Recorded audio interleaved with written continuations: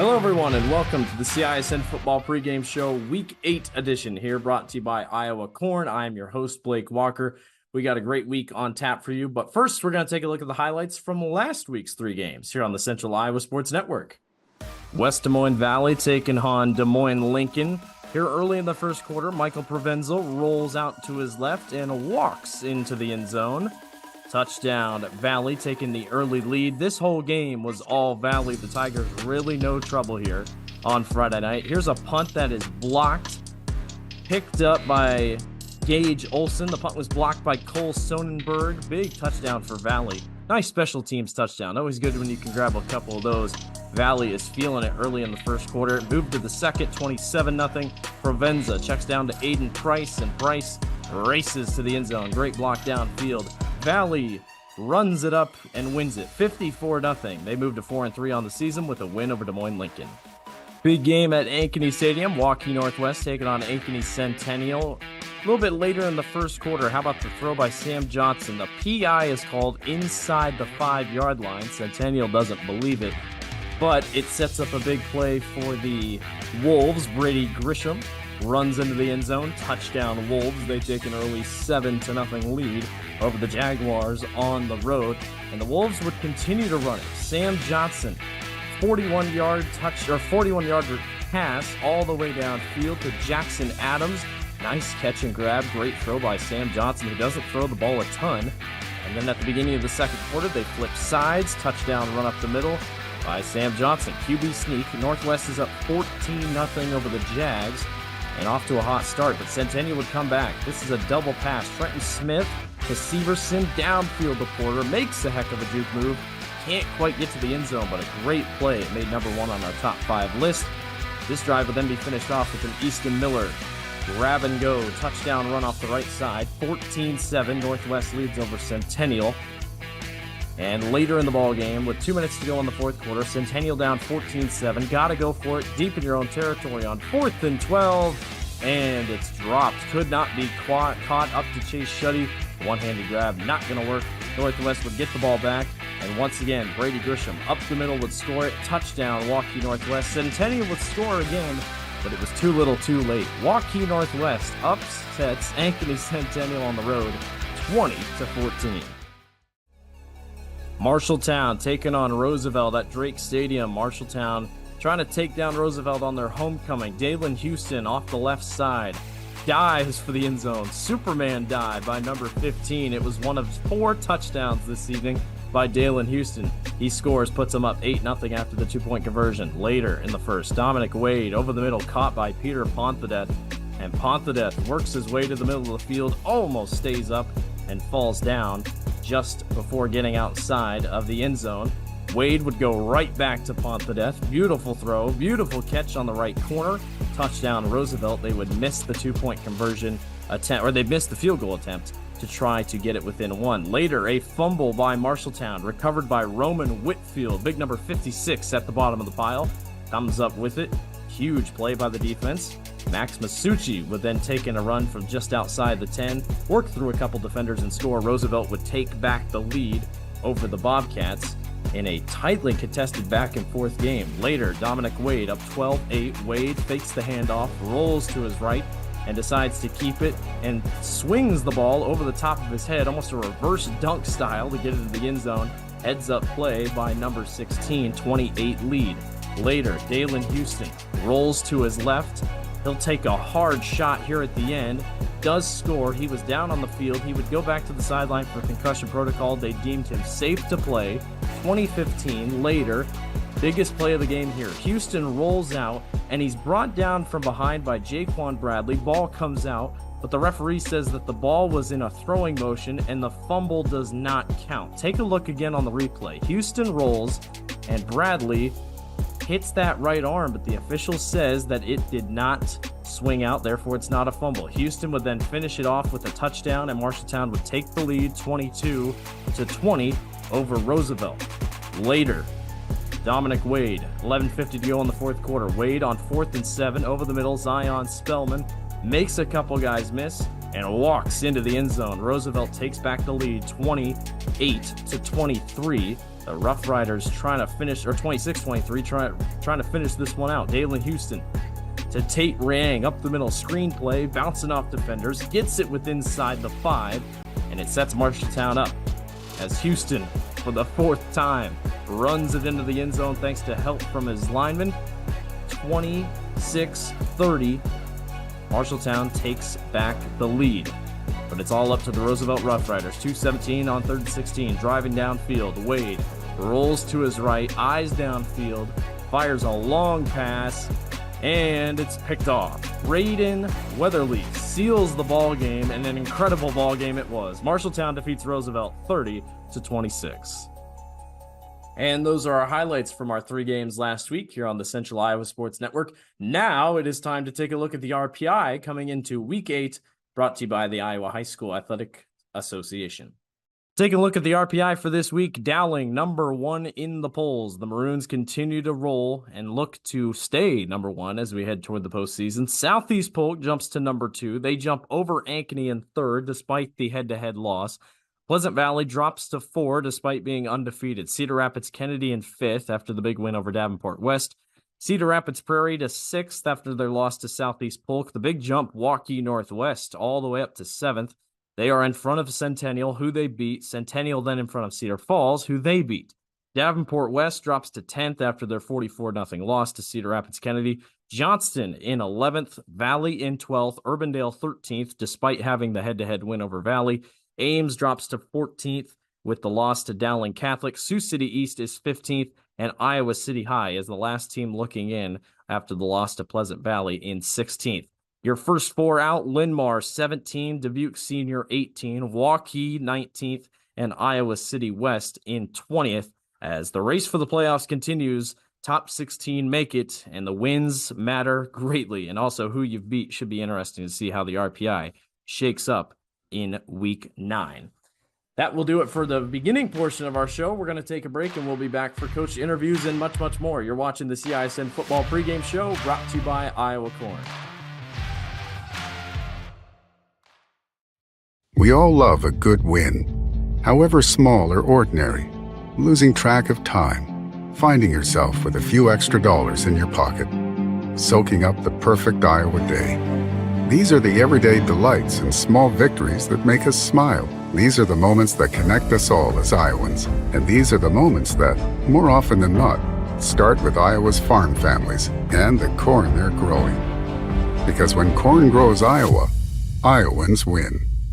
Free Godfather's Pizza begins with the download. Order through my new online ordering app and start earning free pizza and sides. It's easy. Download the Godfather's Pizza online ordering app today. Do it. Hi, this is Chris from Fireplace Superstore, and you've probably noticed there's shortages on most everything in the market today. Well, Heat and Glow has helped us out this year, and they are focusing their energy on their gas fireplace inserts. So if you've got a drafty old wood-burning fireplace and you want to get it retrofitted into a beautiful, high-efficient gas fireplace, come see us. We will have product to sell you. Heat and Glow gas fireplace insert from Fireplace Superstore, 109th and Douglas in Urbandale, just west of Homeacres. For 75 years, Holt service trucks have hit the streets of central Iowa to help customers in need. It might be for plumbing, heating, cooling, a water heater, or the usual repairs and maintenance. We've done that with quality work from quality employees who bring passion and personality to the job. That's the Holt difference. It gives me great pride to see how our company has grown from the seeds of success my grandfather planted in 1947. That's why more and more central Iowans are saying, let Holt handle that. I'm off to college.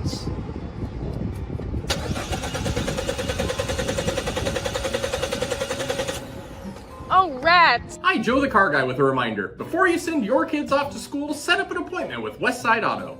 We check everything from tires to belts, fluids, hoses, wipers, and lights. 44 inspection points to help prevent that oh rats moment for your students.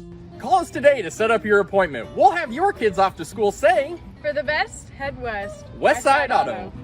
Not all used vehicles are created equal. DeArmond certified used vehicles have a big advantage. What sets us apart is that all used vehicles receive a 175-point inspection. Carfax report, 2 oil changes, collision deductible coverage, and wheel, dent, and windshield repair.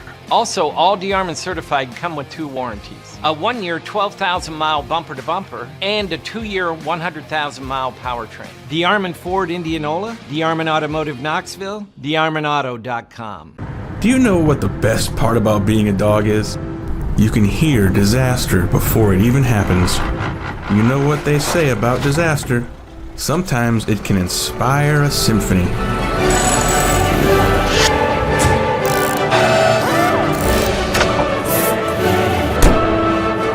An honest day's work deserves an honest day's treat. No extra charge. And that is why we choose Honest Wrenches. No extra charge. And it's how service should be.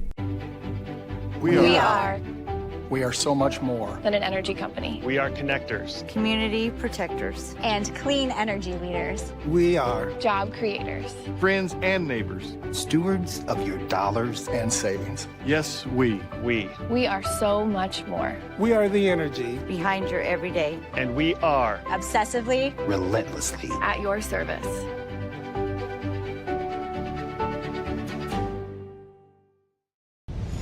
Ever have one of those awkward moments when a business disappointed you? You got ripped off? Didn't get what you expected?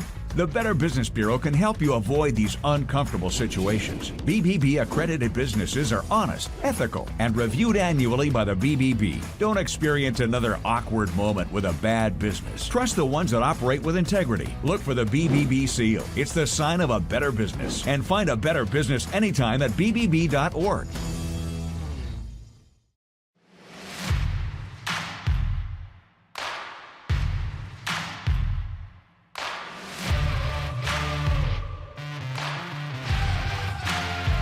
Welcome back to the CIML Football Pregame Show, Week 8 edition, brought to you by Iowa Corn. I'm your host, Blake Walker. It's time to talk to some coaches of our big games of the week this week. We had a couple of our staff members sit down with multiple coaches. We'll go right to those interviews right now. Joining us now is Valley head coach Gary Swenson, and let's, like we always do, Coach, look back. It seemed like you came out and you took control and handled things against Des Moines Lincoln like you wanted to in that ball game, didn't you? We did. I thought in the first half we could pretty much do what we wanted to do, and yeah, that was successful for us. But I did like how we played. I thought we came out aggressive, and we were clearly the better football team. And I think the good thing was we got to play a lot of people, and that was something we hadn't had the liberty of doing yet this year. So it was a good night for us. Mm-hmm. Yeah, that's always, it's important for those kids sometimes to get in there and play a little bit that haven't, because they're in practice and stuff, and kind of makes them feel like they can get out there and either show themselves for the future or kind of show you something, can't they?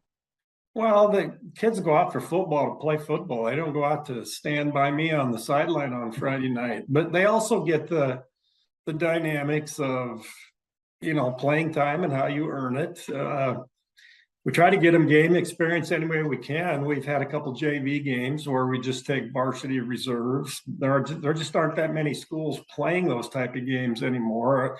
The JV, the sophomore schedule that we have always tried to maintain has kind of morphed into a JV schedule. But, Dowling and Waukee Northwest both played us in a true JV game. So that was nice. We were able to get them game experience, but there's still nothing like, playing on Friday night. Yeah, well, we got a big one coming up this Friday night. Not only playoff aspirations, but just the rivalry. And it's always kind of, you guys measure yourselves against each other here in this series, don't you? Well, we do. And I can't imagine a year where we don't play each other in the regular season. It's pretty much a given. We both request that game when we send our list to the state of who we'd like to play. And I don't think many other people request to play Dowling Catholic, but we do, and it's always a good game. It's a financial thing too. Our athletic departments operate on gate receipts, and this game is always a big gate. Plus, it's a big interest. It's a big rivalry, so it's a big night for both schools. Do you like it this time later in the season or earlier in the season, or does it matter to you when you play them? I think each has its advantages and disadvantages. I think when it's early, it tends to get out of the way the importance of the game to the kids and maybe the parents. It's still just one game on your schedule when it comes to playoff points or the way you're going to end up. But sometimes, depending on how you did, it's the impact on your season is really overplayed. And if you don't win the game, it's not like your season's lost. But sometimes when we played it early, it was a real downer if we lost, and if we won, sometimes we had a false sense of just how good we were, and sometimes you have to get brought back down to earth on that after this game. So I don't mind it late, but it's different. We used to always play it as the opener, and then it moved back a couple weeks, and now it's week 8, which is definitely different. Well, and again, it will be a test, that. What do you got to do to come out on top of this one? Well, we have to create some big plays. We're just not doing that. And sometimes that's based on, your talent, your personnel. But, you go back 2 weeks to Ankeny, who's one of the top 2 or 3 teams in the state. Again, we gained more yards. We ran more plays. We had more possession time. The yardage, when you factor in their big plays, it really skewed it in their favor. So we just haven't been getting those plays, and you got to have some to beat the really good teams, and that's what we haven't done. So whether we can do that Friday, we'll see. They're outstanding. I think right now they're playing the best football of anybody in the state in our classification, and they're deep with talent and well coached. That's a bad combination for their opponents right now. Yeah, I haven't dug into the numbers, but RPI-wise, do you have to win this one to get a chance to get in the playoffs, or have you looked at that or figured that all out yet?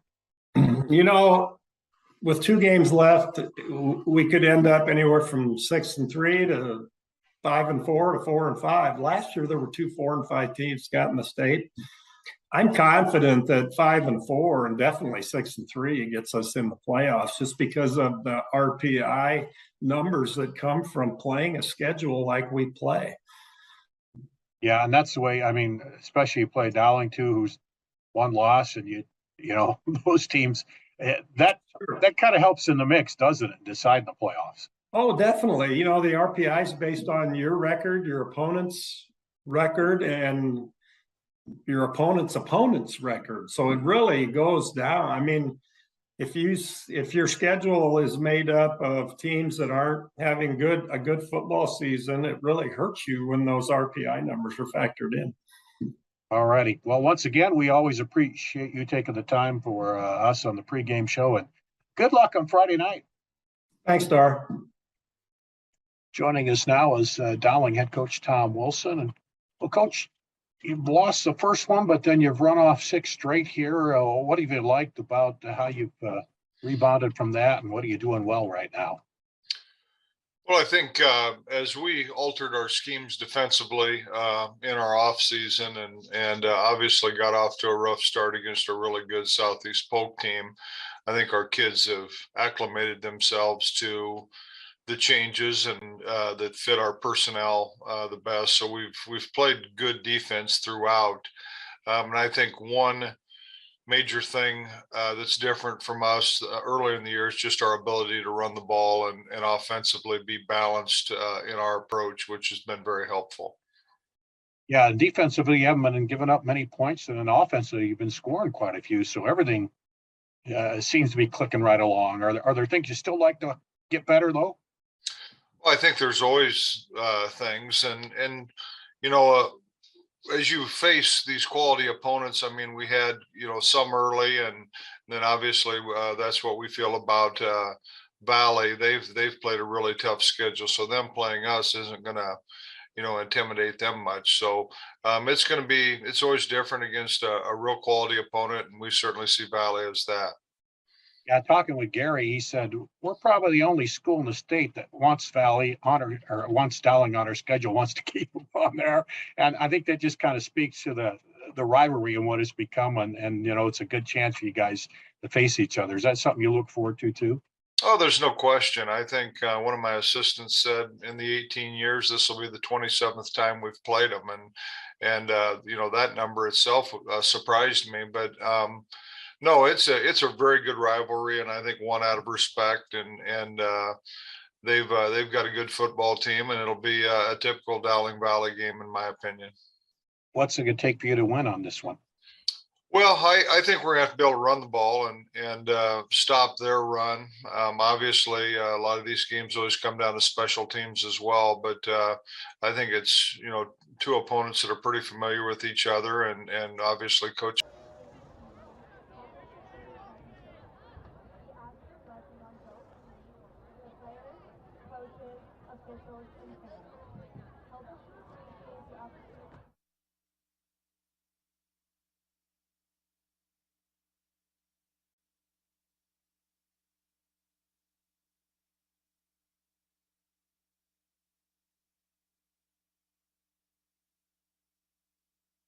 Do anything different, do you?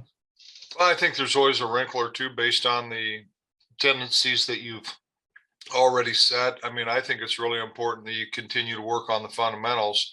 That might be the old school part in me, but I think that is what helps you win games. And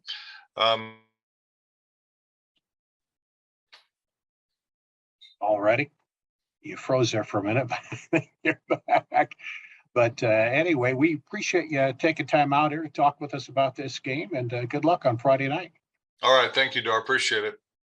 Once again, we want to thank all the coaches for their time to sit down and chat with us, and we wish them the best of luck this evening in their big games.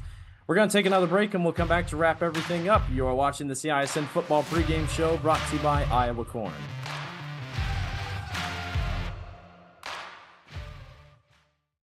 We all love a good win, however small or ordinary. Losing track of time, finding yourself with a few extra dollars in your pocket, soaking up the perfect Iowa day. These are the everyday delights and small victories that make us smile. These are the moments that connect us all as Iowans. And these are the moments that, more often than not, start with Iowa's farm families and the corn they're growing. Because when corn grows Iowa, Iowans win. Not all used vehicles are created equal. DeArmond certified used vehicles have a big advantage. What sets us apart is that all used vehicles receive a 175-point inspection. Carfax report, 2 oil changes, collision deductible coverage, and wheel dent and windshield repair.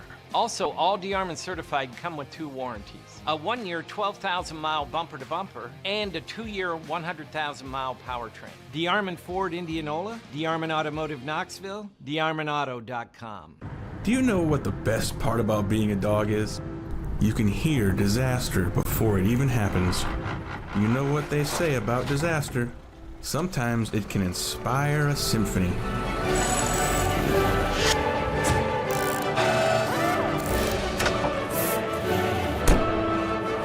An honest day's work deserves an honest day's treat. No extra charge. And that is why we choose Honest Wrenches. No extra charge. And it's how...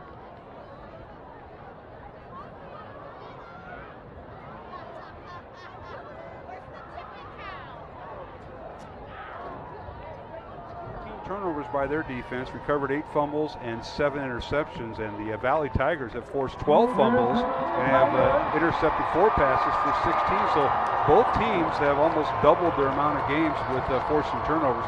That's a good sign. Yeah, it is a really good sign if you're a football coach of both teams. Having that asset, because defense wins. Our defense wins championships. I mean, any defensive coach is going to say that, and that's what keeps you in games and gives the positions. And anytime that you have that many takeaways and you're plus in that category, 9 out of 10 times you're going to win those ball games. Yeah, no question about it. Just a little fun fact that I happened to uncover there, Mr. Maindring, is we welcome our CISN audience in tonight, CISN.TV. So now we are simulcasting Iowa Catholic Radio with the CISN folks as we live stream to a pretty good audience tonight. It's always well attended, and Mark Amadale, Matt Maindring up here in the press box, John Chido on the Dowling sideline. It is Dowling's home game, even though they're on the visiting side and wearing their home maroon uniforms. And We have a special guest up here, Mr. Ken Monroe, who won the men's stag that Iowa Catholic Radio puts on once a year. And you're one of those COVID winners that we're bringing back after a few years. We didn't forget about you, or you didn't forget about us. Well, no, I didn't forget about you. Every week I was planning on coming here, but this is a week that worked. Yeah. How convenient. Yeah, exactly. it's a good one. Yeah. The good one. How convenient. There's a lot of good ones. Yes, there is. Exactly. Our officials tonight, Brad Bunning, and they're having the coin toss down there. He's in the white hat. Jason Higgins is the umpire. Ryan Meester, Gabe Capps, and Brent Fridley are the rest of our officiating crew. We welcome them tonight as we are just about ready for the coin toss. But first, we're going to take a break as we on Iowa Catholic Radio will have our pregame prayer with Father Reed Flood, and of course a note from the president of Dowling Catholic High School, Dr. Dan Ryan. And we'll break for that and come back with our starting lineups and kickoff. It's Dowling Valley 2022 here at Valley Stadium in West Des Moines, week 8 of the high school football season on Iowa Catholic Radio and CISN.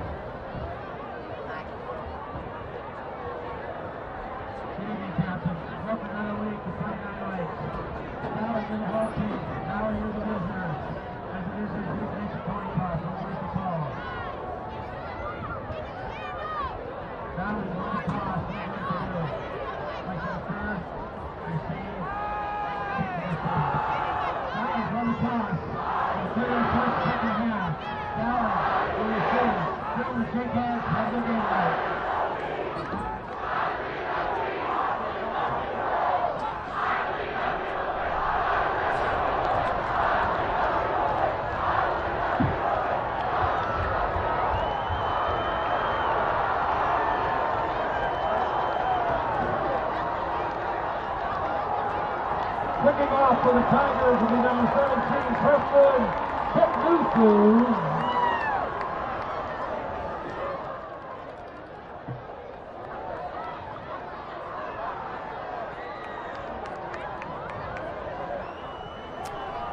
And welcome back to the Valley Stadium here in West Des Moines as we get set for kickoff. Dowling Catholic taking on the Valley Tigers.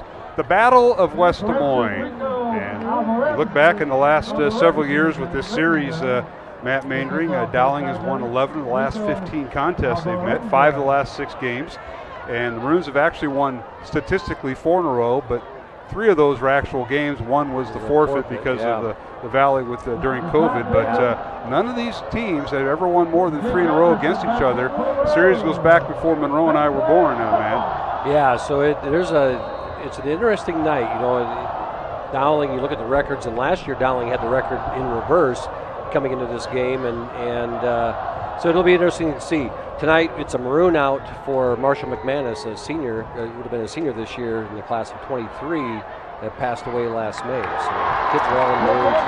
All right, the kickoff is underway as we are underway. The return by Jake Anderson, a good job in coverage by the Valley special teams. What do you think of that open field tackle there, Mr. Monroe? I know it was a Valley Tiger, but you know you got to give props. Good position, nice hit, good wrap. Yep, good tackle. Spoken like a well coached. Yeah, oh, wait a second, you used to coach. My gosh, I forgot about that. All right, first down now, Dowling. As the Maroons take over, 1st and 10 on their own 17-yard line. Dowling going right to left, south to north, into the wind, about 10 to 15 miles an hour out of the north on a chilly night. Temperature in the upper 40s. As Dowling now with 2 receivers each side of the formation, they'll put a man in motion, and that is number 80, Hank Brown. The quarterback is Jackson Smolik. Smolik looks left, fires left. The pass is caught and out of bounds across the 20 up near the 21-yard line is the receiver that time, Bo Gamble.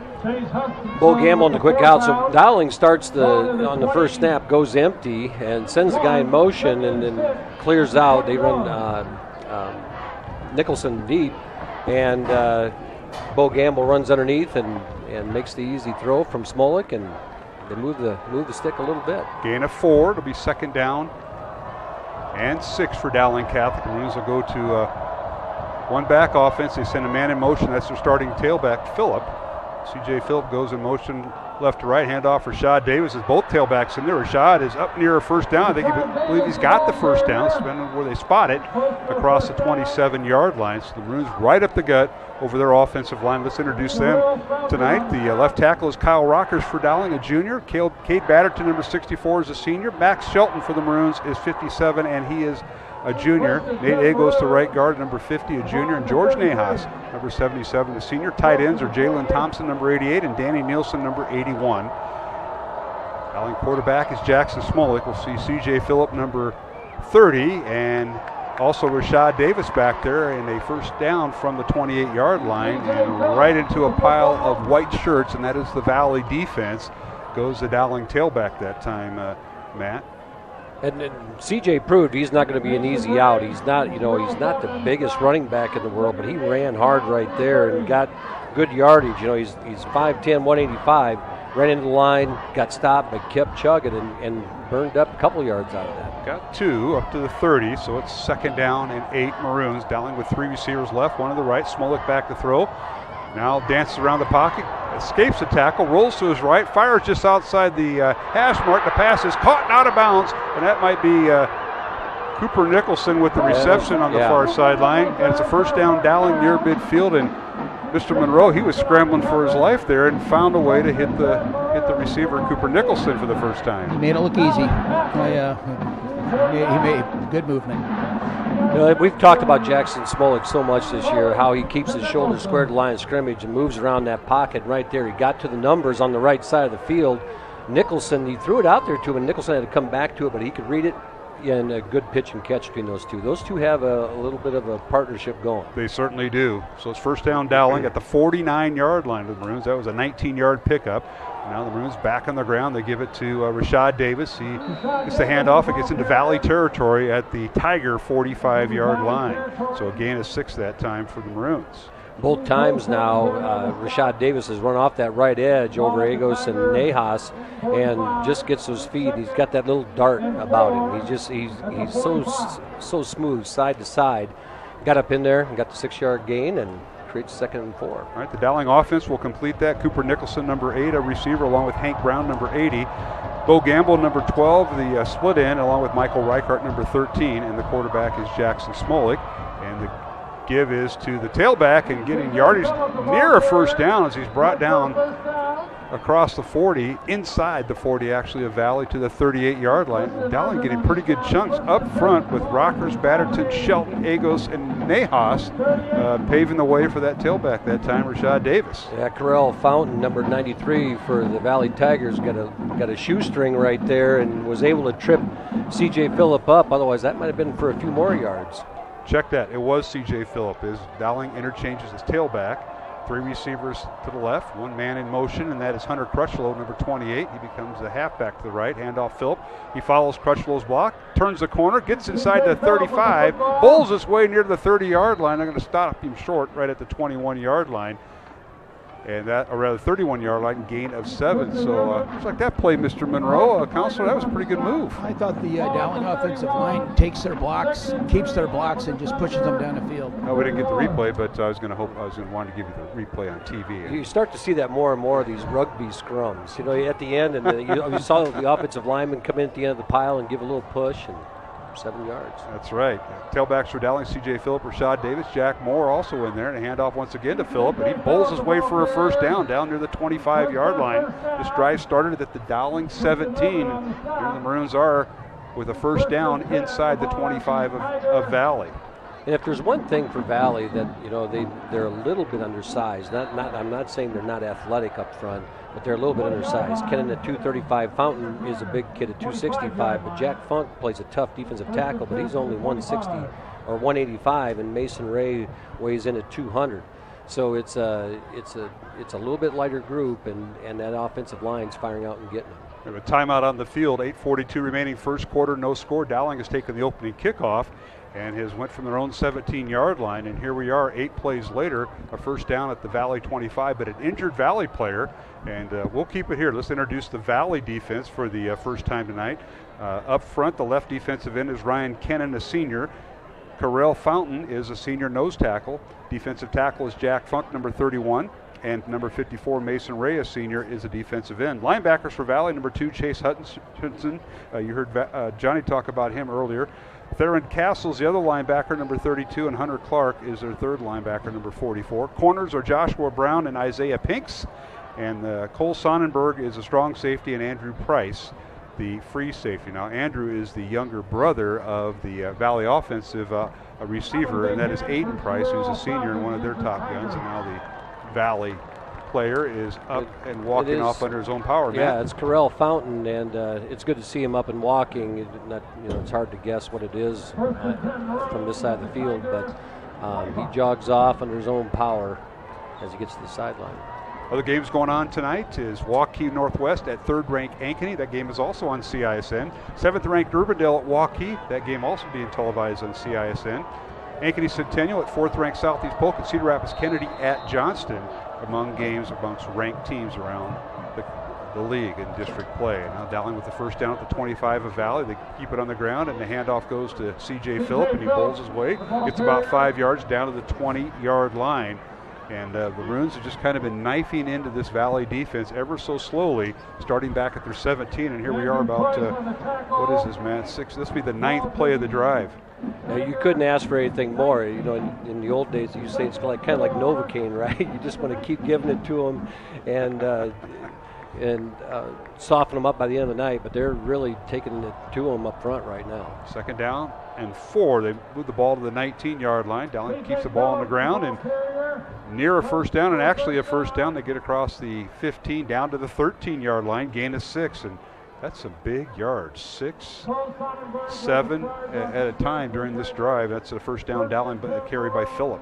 And you can see and Johnny will attest to this in a little bit, you can see the Valley Tiger defense crouching up in there even more, and pretty soon now they got 6 guys in the box, and Dowling's still getting 6 yards a pop as they come off the line of scrimmage. All right, 1st and 10, Dowling, the ball at the Valley 13-yard line. The Maroons with 2 receivers to the left. That's Cooper Nicholson in slot left, and at the bottom of your screen is Bo Gamble. Pistol formation with Phillip, the tailback. He goes right straight over center, puts his head down, gains a couple yards inside the 10, down to the 7-yard line. And that's a big chunk of yards. That's going to be a 6-yard gain down to the Valley 7 for C.J. Phillip. Again, right into the heart of the Valley defense, right over top of Shelton that time and Batterton on the left side. And Phillips is just running hard. CJ's running hard right now. He got hit at the line of scrimmage, bounces off that first initial contact, and falls forward for the other couple yards. So great run by CJ. So it's 2nd down. Dowling at the Valley 7. The Maroons can get a first down inside the 2. They give this to Phillip. He gets outside inside the 5. Touchdown Maroons. C.J. Phillip on a 7-yard run. A little bit of a twist to the outside. Didn't go over between the tackles. Went outside the tackle. Touchdown Dowling. And the Maroons score 12 plays and 83 yards on their opening drive. And those that are watching on CISN will see it on the replay is Valley blitzed into the middle. And you could see the blitz coming up, and they hit it. And they got the guys pulling on the outside, knocked them out, created a crease, and CJ ran through it for a touchdown. Big number 75, Kyle Rockers assisting in there. The extra point now is up, and it is good. And Andrew Schumacher makes his debut after sitting out 3 games with an injury. It is good to see him back. And he's perfect on the year. 7-0 Dowling over Valley, alongside Ken Monroe and Matt Maynard here in the press box. Mark Amadale, John Chido on the sideline. We'll hear from him when we come back from this break here on Iowa Catholic Radio and CISN. 1,500 vehicles on WaukeeChevy.com. Schottenkirk Chevy Waukee. If we don't have it, you can build it. Newly expanded service department means we're hiring. See the openings on WaukeeChevy.com. Schottenkirk Chevy Waukee. WaukeeChevy.com. I'm off to college.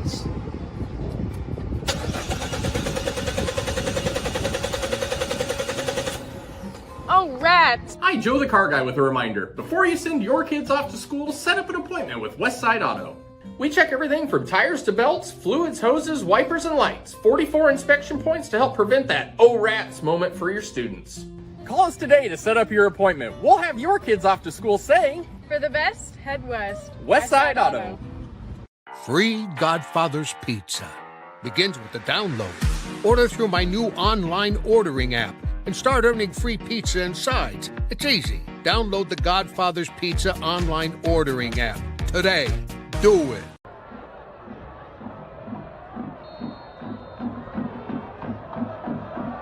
And we're back here at Valley Stadium. Dowling goes 12 plays, 83 yards, capped off by C.J. Phillip. 7-yard run. Dowling 7, Valley nothing, as a kickoff by the Maroons, fielded by the Tigers at around the 13-yard line. And on the return, across the 20 and brought down right about the 25 is the kick returner for the Valley Tigers. And we'll go down to the Dowling sideline. That is where John Chida was at. Johnny, Dowling 12 plays, 83 yards in the drive, not one penalty by the offensive line. Yeah, and when you're able to dominate the line of scrimmage and control the line of scrimmage early on in the ball game, that's great signs offensively. Now, if your defense gets everything clicking too, and you're able to run the ball effectively as you are, then it's going to be a long night for the Valley Tigers. But first down Valley, the first time we're seeing their offense in the contest tonight. Michael Provenza is the quarterback. He wears number 10. And the handoff is to the tailback, and is that Mason trying to get around the left end, and he just went more east-west there, Matt, than north-south, and he's brought down for a loss back to the 21-yard line. Line of scrimmage was a 23. Yeah, looks like a 3-yard. Well, they're going to give him another yard there. It's a 2-yard loss on the play. And, the Ankeny game, when Valley played them last week, both teams went up and down the field, and they didn't stop each other for the first half. And, I think it was 21. I don't remember what the score was at halftime, but I think both teams scored in their first 3 possessions. So this will be a big thing to get this first drive stopped for the Maroons. All right, Darius Mason is in the backfield. He wears number 22. Tigers send a man in motion. And he'll stop right behind the right tight end. And now the direct snap, and Provenza will carry around the right side. He's one of the leading ball carriers. He gets up to the 30-yard line where he spins up and gets about 9. So he gets some of that yardage they lacked in the first play. He gets up to the 29-yard line, a gain of 8. And again, their second leading rusher is Provenza, and he can scoot up in that line of scrimmage and hide behind those guys, and he has quick feet, and he got good yardage there. One thing you see about Valley, they huddle up, and we don't see that out of the Dowling offense. And we'll talk more about Provenza because there's another one at Dowling who's a sophomore young lady, his younger sister, and that's the interesting part of this Dowling Valley series. Provenza back to throw, fakes the handoff, will keep it, hit and drop right about the 30-31-yard line, shy of the first down on 3rd and 4 to bring up 4th down for Valley. 4th down, great play as the Maroons kept him in the pocket. Before the game, he said, if we can keep Provenza in the pocket, that's going to be the advantage to the Dowling defense, and he scored it out late, but got it. And to your point, Mark, it was interesting to me coming down to Dowling. We were talking about this before the game, is how many families do have one kid in one school and one kid in the other. It happens more than you think. Not the Monroes. They're all been at Dowling, right? Yes. Right, Ken? Right? In grandkids? For better, for worse, yes. Yes. 4th down for the Valley Tigers. In to punt will be Dawson Shine, number 14, gets it away as the wind at his back. And back deep is Dowling, and that's Cooper Nicholson with it. Across the 40, he's still on his feet, 50. Yeah. Down the far sideline, 40, and picks up his blockers and finally driven out of bounds at the Valley 40, or rather 35-yard line. Tremendous punt return by Cooper Nicholson. He and Trey Wilson kind of share that position, and Cooper gets the first attempt tonight. That young man has a little bit of shake. He had 2 guys on him, and he splits them, and then heads for the sideline and has an alley up that edge and on the Dowling sideline, and away he goes. 4:10 to go, first quarter. Dowling 7, Valley nothing here on Iowa Catholic Radio and CISN. John Chida, you're down there as a change of possession. Tremendous punt return, but a great job by the Dowling defense. Yeah, it sure was. Be able to force Valley to the limit. They had 1 first down, forced them 3 and out on the next series, and able to flip the field position and stay with that great position based on Cooper Nicholson's punt return. Gets a great start for the Dowling offense. 30-yard return. Thank you for that report, John. Dowling back to the ground game as they give it to their tailback, and he's hit and stood up and dropped for a loss. Nice job by the Valley defense. They come in from that left side and stack up Rashad Davis, who was a ball carrier there for the Maroons. Josh Brown comes up and from his corner position and stops Rashad Davis as they're selling out for that run now. Yeah, tremendous open field tackle that time by the Valley defender. And it'll bring up 2nd down and 12. That was Josh Brown, as you mentioned. There's Dowling back to throw. Smolik steps up in the pocket, avoids contact, fires the ball downfield, slings it. It's caught. First down, Maroons inside the 20-yard line. Beautiful reception. I tell you what, Smolik bought himself some time before he unleashed it to Bo Gamble on the reception. Bo Gamble, and again, he slid to his right, gets out by the numbers, and then Bo Gamble runs to the edge, and Smolik puts it only where Gamble can catch it, and just a great play. First down, Dowling on the reception. The Maroons now inside the Bows the Flores red zone. Say more with Bozen, 515-244-ROSE. That's 244-7673. 3 receivers left. Pistol formation here is Smolik, and inside handoff. Going outside, and that's Rashad Davis, and the Valley defense strings that along the line of scrimmage, Matt. And Rashad may have gotten back to line of scrimmage. They're going to spot him for a loss of 1 as the Valley defensive front just kind of strung that out. Yeah, they did, and I thought they were calling the penalty there. I guess not. So one thing to watch here is that time when Dowling went trips left, Valley is going straight man on this, and there's no over-the-top help. Now in this set they have some over-the-top help. They're going too deep on this one. The last time there wasn't, so pay attention to that. That's where that quick screen comes in. 2nd and 10 Dowling, and they throw it into the end zone looking for Cooper Nicholson, and it's knocked away, incomplete. Great one-on-one coverage that time by the Valley Tigers as they had Cooper well defended by number 2, and that is Chase Hutchinson, a young man that John Chido mentioned in the pregame.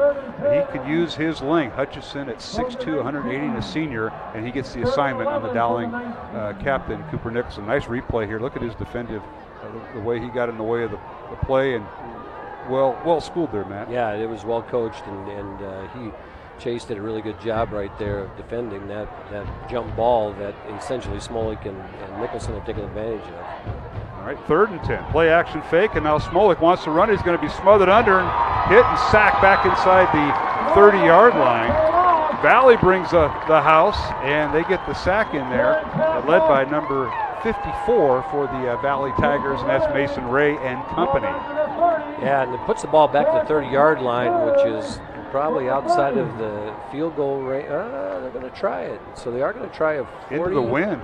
47-yard field goal, middle of the field, and the score is 7-0 Dowling. And so here we go. Schumacher's back and feeling confident. Well, they'll be right between the hashes. As you see, the wind has died down. The flags aren't moving right now. That's true. So this will be a 47-yard field goal into the north end zone. It's going to be high enough, but off to the right, no good. Might have been just a bit short, and the Valley defense holds, so the Tigers will take over 1st and 10 from their own 20-yard line as the Dowling offense goes 6 plays, and a 47-yard field goal is no good. 7-0 Dowling, 2:25 remaining here in the first quarter. We'll keep it here. Mark Amadale, Matt Mandry, John Chido, Ken Monroe, our special guest for Iowa Catholic Radio tonight. We also want to mention Skeffington's Formal Wear Catholic Tuition Organization, Mercy One, and John Chido. Come on in. Great job by the Valley defense as Dowling's offense gets stymied in the red zone, and Chase Hutchinson with a nice takeaway there as he defended that pass against Cooper Nicholson. Yeah, now with Tristan Irvin back from the injury, you move him back to linebacker, and they can move Chase out to a corner position or safety position when he played a lot last year and able to have that one-on-one coverage with Cooper Nicholson. All right, Valley gets back to the ground game on 1st down from their own 20-yard line. They give it to the tailback, Darius Mason.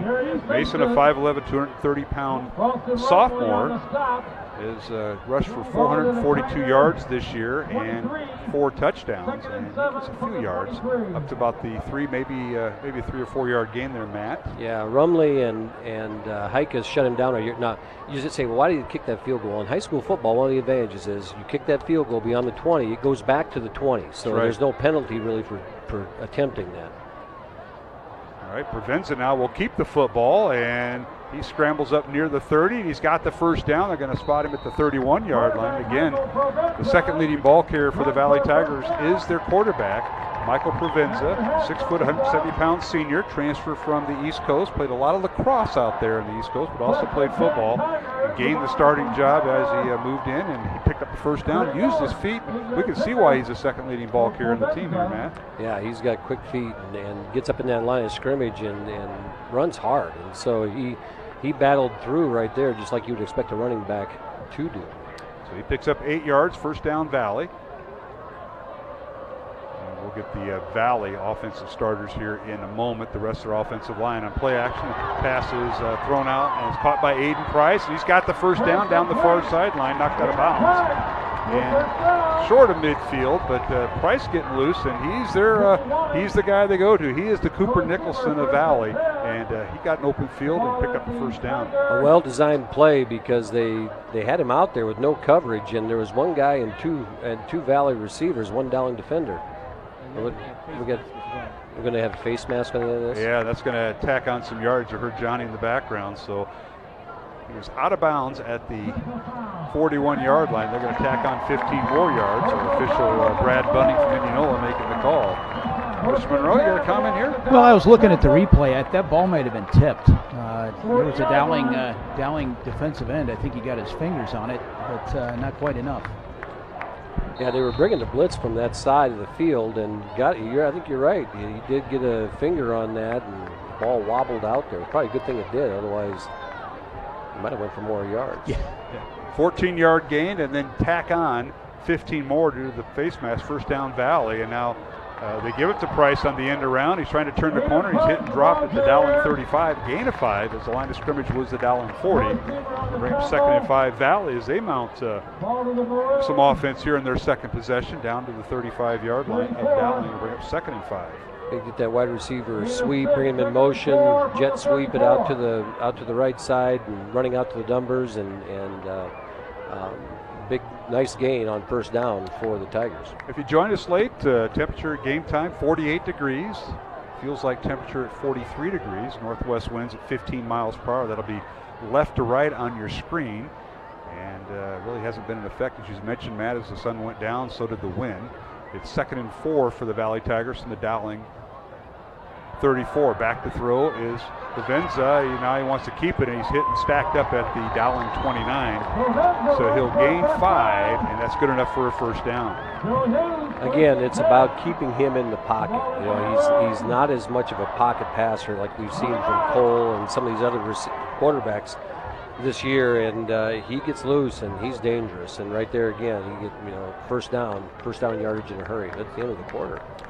Quick quarter as we come to the end of the first quarter here at Valley Stadium in West Des Moines. The Battle of West Des Moines as number 2 Dowling Catholic and number 9 Valley. Dowling with the lead 7-0. Valley threatening. Back with the second quarter in 1 minute here on the Iowa Catholic Radio Network and CISN.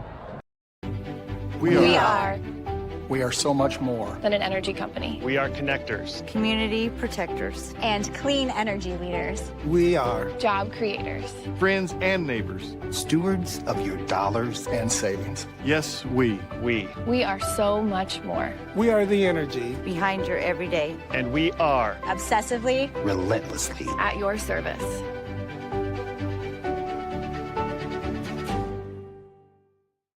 For 75 years, Holt Service Trucks have hit the streets of central Iowa to help customers in need. It might be for plumbing, heating, cooling, a water heater, or the usual repairs and maintenance. We've done that with quality work from quality employees who bring passion and personality to the job. That's the Holt difference. It gives me great pride to see how our company has grown from the seeds of success my grandfather planted in 1947. That's why more and more central Iowans are saying, let Holt handle that.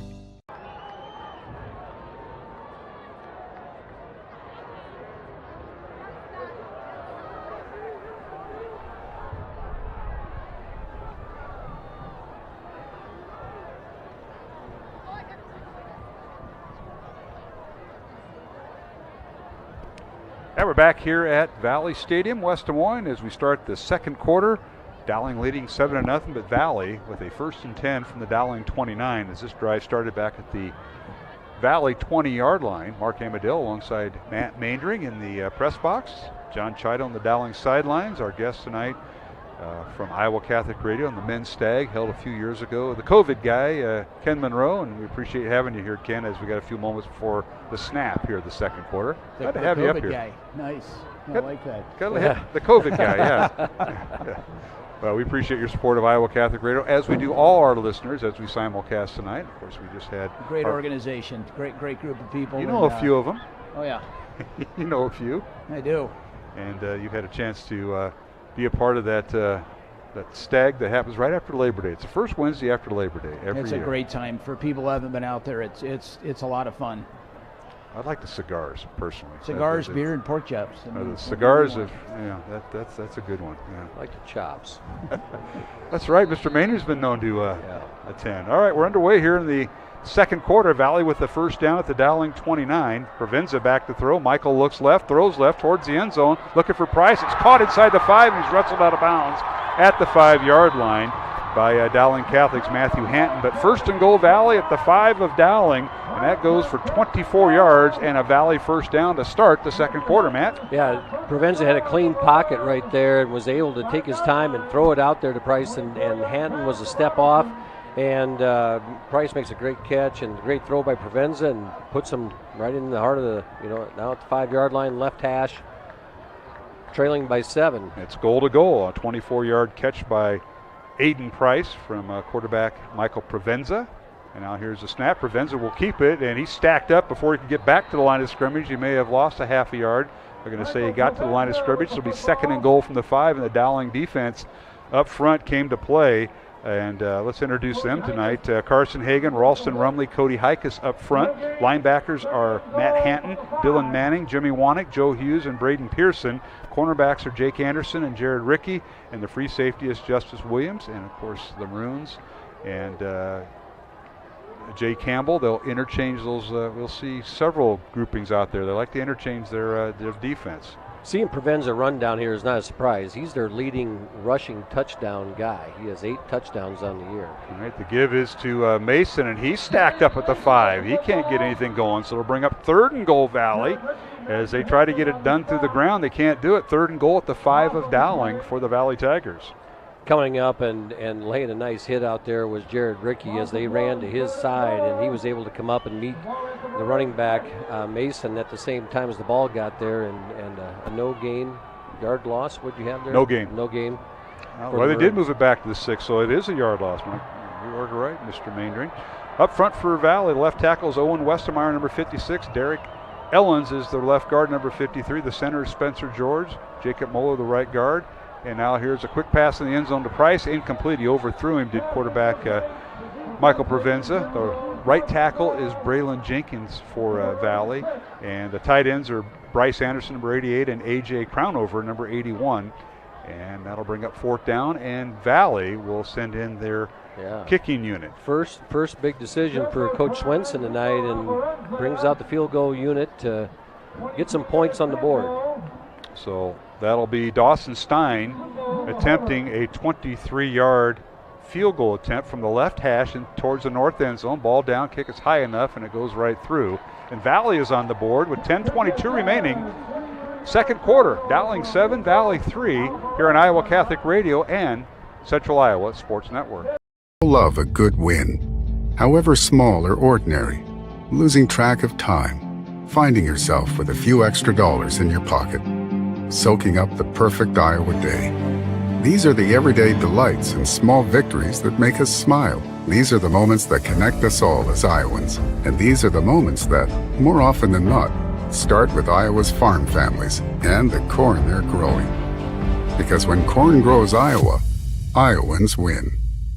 Hi, this is Chris from Fireplace Superstore, and you've probably noticed there's shortages on most everything in the market today. Well, Heat and Glow has helped us out this year, and they are focusing their energy on their gas fireplace inserts. So if you've got a drafty old wood-burning fireplace and you want to get it retrofitted into a beautiful, high-efficient gas fireplace, come see us. We will have product to sell you. Heat and Glow gas fireplace insert from Fireplace Superstore, 109th and Douglas in Urbandale, just west of Homeacres.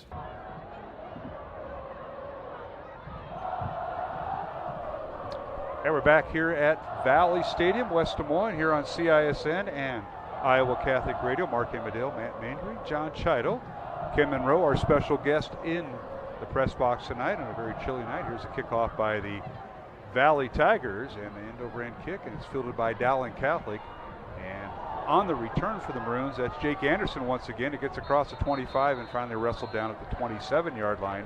and that is where Maroons will start their offense 1st and 10. Dowling 7, Valley 3. Let's go down the Dowling sideline. Across the field is where John Chido is at. Johnny? That was a nice drive by the Valley Tigers offense, and in a lot of short passes, a lot of short runs, and they hit that big pass to Robinson in the corner, got him inside the red zone, and then they weren't able to convert the first down. But it's nice for Valley to get 3 points on the board in that drive. Yeah, it certainly is. They came up with points, and as you mentioned, Matt, Coach Swenson decided on 3rd and 4th and goal from the 6-yard line to kick the field goal. Early in the game, you got to take the points. There's no doubt about it. First down Maroons from their own 28-yard line, 10-14 remaining. Here in the second quarter, back to throw is Smolik, fires the ball out, caught by Cooper Nicholson, and he's across the 45 and finally pushed out of bounds right around the 46-yard line. He got a couple yards after the catch, but a Dowling first down, and there, I'll tell you what, we're seeing Aiden Price for Valley and Cooper Nicholson for Dowling. The receivers getting involved a lot. They make that look so easy, the two of them. As we said, the chemistry between the two of them at this point in the season is just outstanding, and he's throwing that ball before Cooper Nicholson is looking, and Cooper Nicholson turns, the ball's there, and it's a big pickup for the Maroons. 18-yard reception, first down Dowling from their own 46-yard line. Dowling with 3 receivers to the right. Tight end is on the left, and Smolik inside handoff, and that is C.J. Phillip turning the corner down the far sideline. He's going to go. He's going to go. 54-yard touchdown run for C.J. Phillip, and there was no safety there unless he got bit inside. Touchdown Maroons. And how about that on the second play of the possession? I was looking for a flag, but it's a shoe. And so there's a shoe out there. You see, C.J. Phillip, if you're watching this on CSN, they ran this play out to the left side, and they run it out there. And they have 2 guys there, and he's just patient behind the blockers. Stutter steps for a little bit, and then there's no one there. He's gone. And Valley did not have an angle on him as their safety was back there, and I thought he would do it. And now Schumacher in for the extra point for the Maroons. And the kick is up and good. So it's Dowling 14-3 over Valley. 9.5 minutes left to go. Second quarter from Valley Stadium. We'll return after these messages on CISN and Iowa Catholic Radio. 75 years, Holt Service Trucks have hit the streets of central Iowa to help customers in need. It might be for plumbing, heating, cooling, a water heater, or the usual repairs and maintenance. We've done that with quality work from quality employees who bring passion and personality to the job. That's the whole difference. It gives me great pride to see how our company has grown from the seeds of success my grandfather planted in 1947. That's why more and more central Iowans are saying, let Holt handle that. Not all used vehicles are created equal. DeArmond certified used vehicles have a big advantage. What sets us apart is that all used vehicles receive a 175-point inspection. Carfax report, 2 oil changes, collision deductible coverage, and wheel dent and windshield repair. Also, all DeArmond certified come with 2 warranties. A 1-year 12,000-mile bumper-to-bumper and a 2-year 100,000-mile powertrain. DeArmond Ford Indianola, DeArmond Automotive Knoxville, DeArmondAuto.com.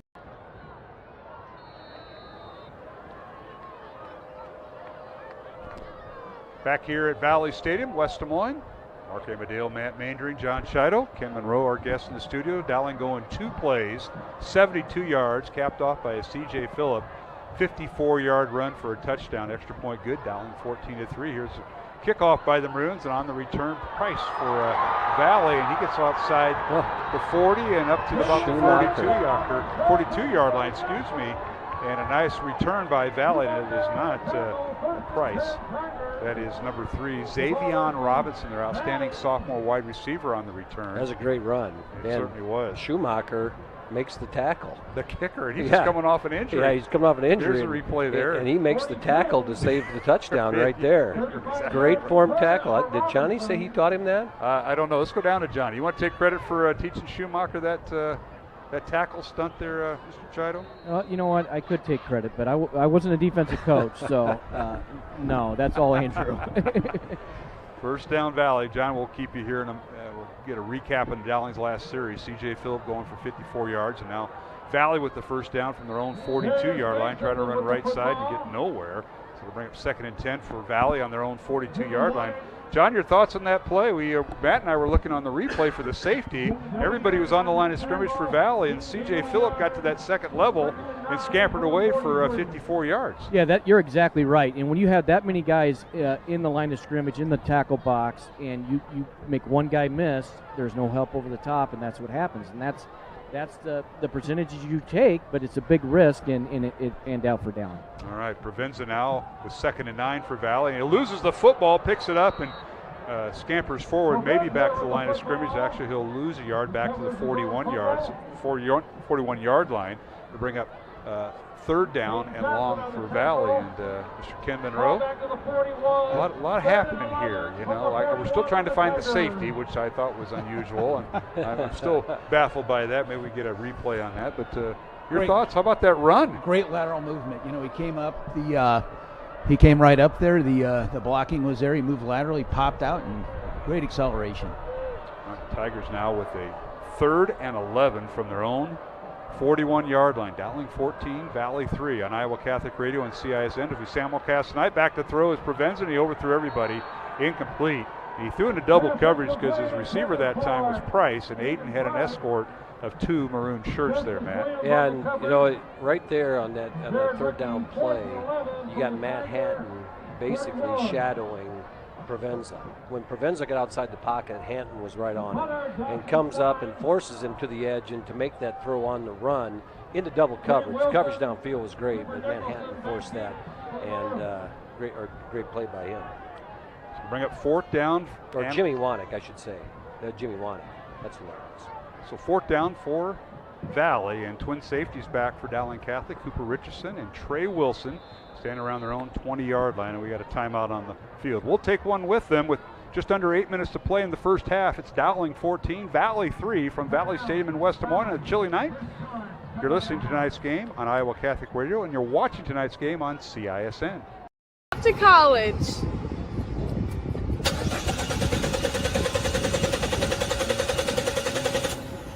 Oh, rats! Hi, Joe the Car Guy with a reminder. Before you send your kids off to school, set up an appointment with Westside Auto.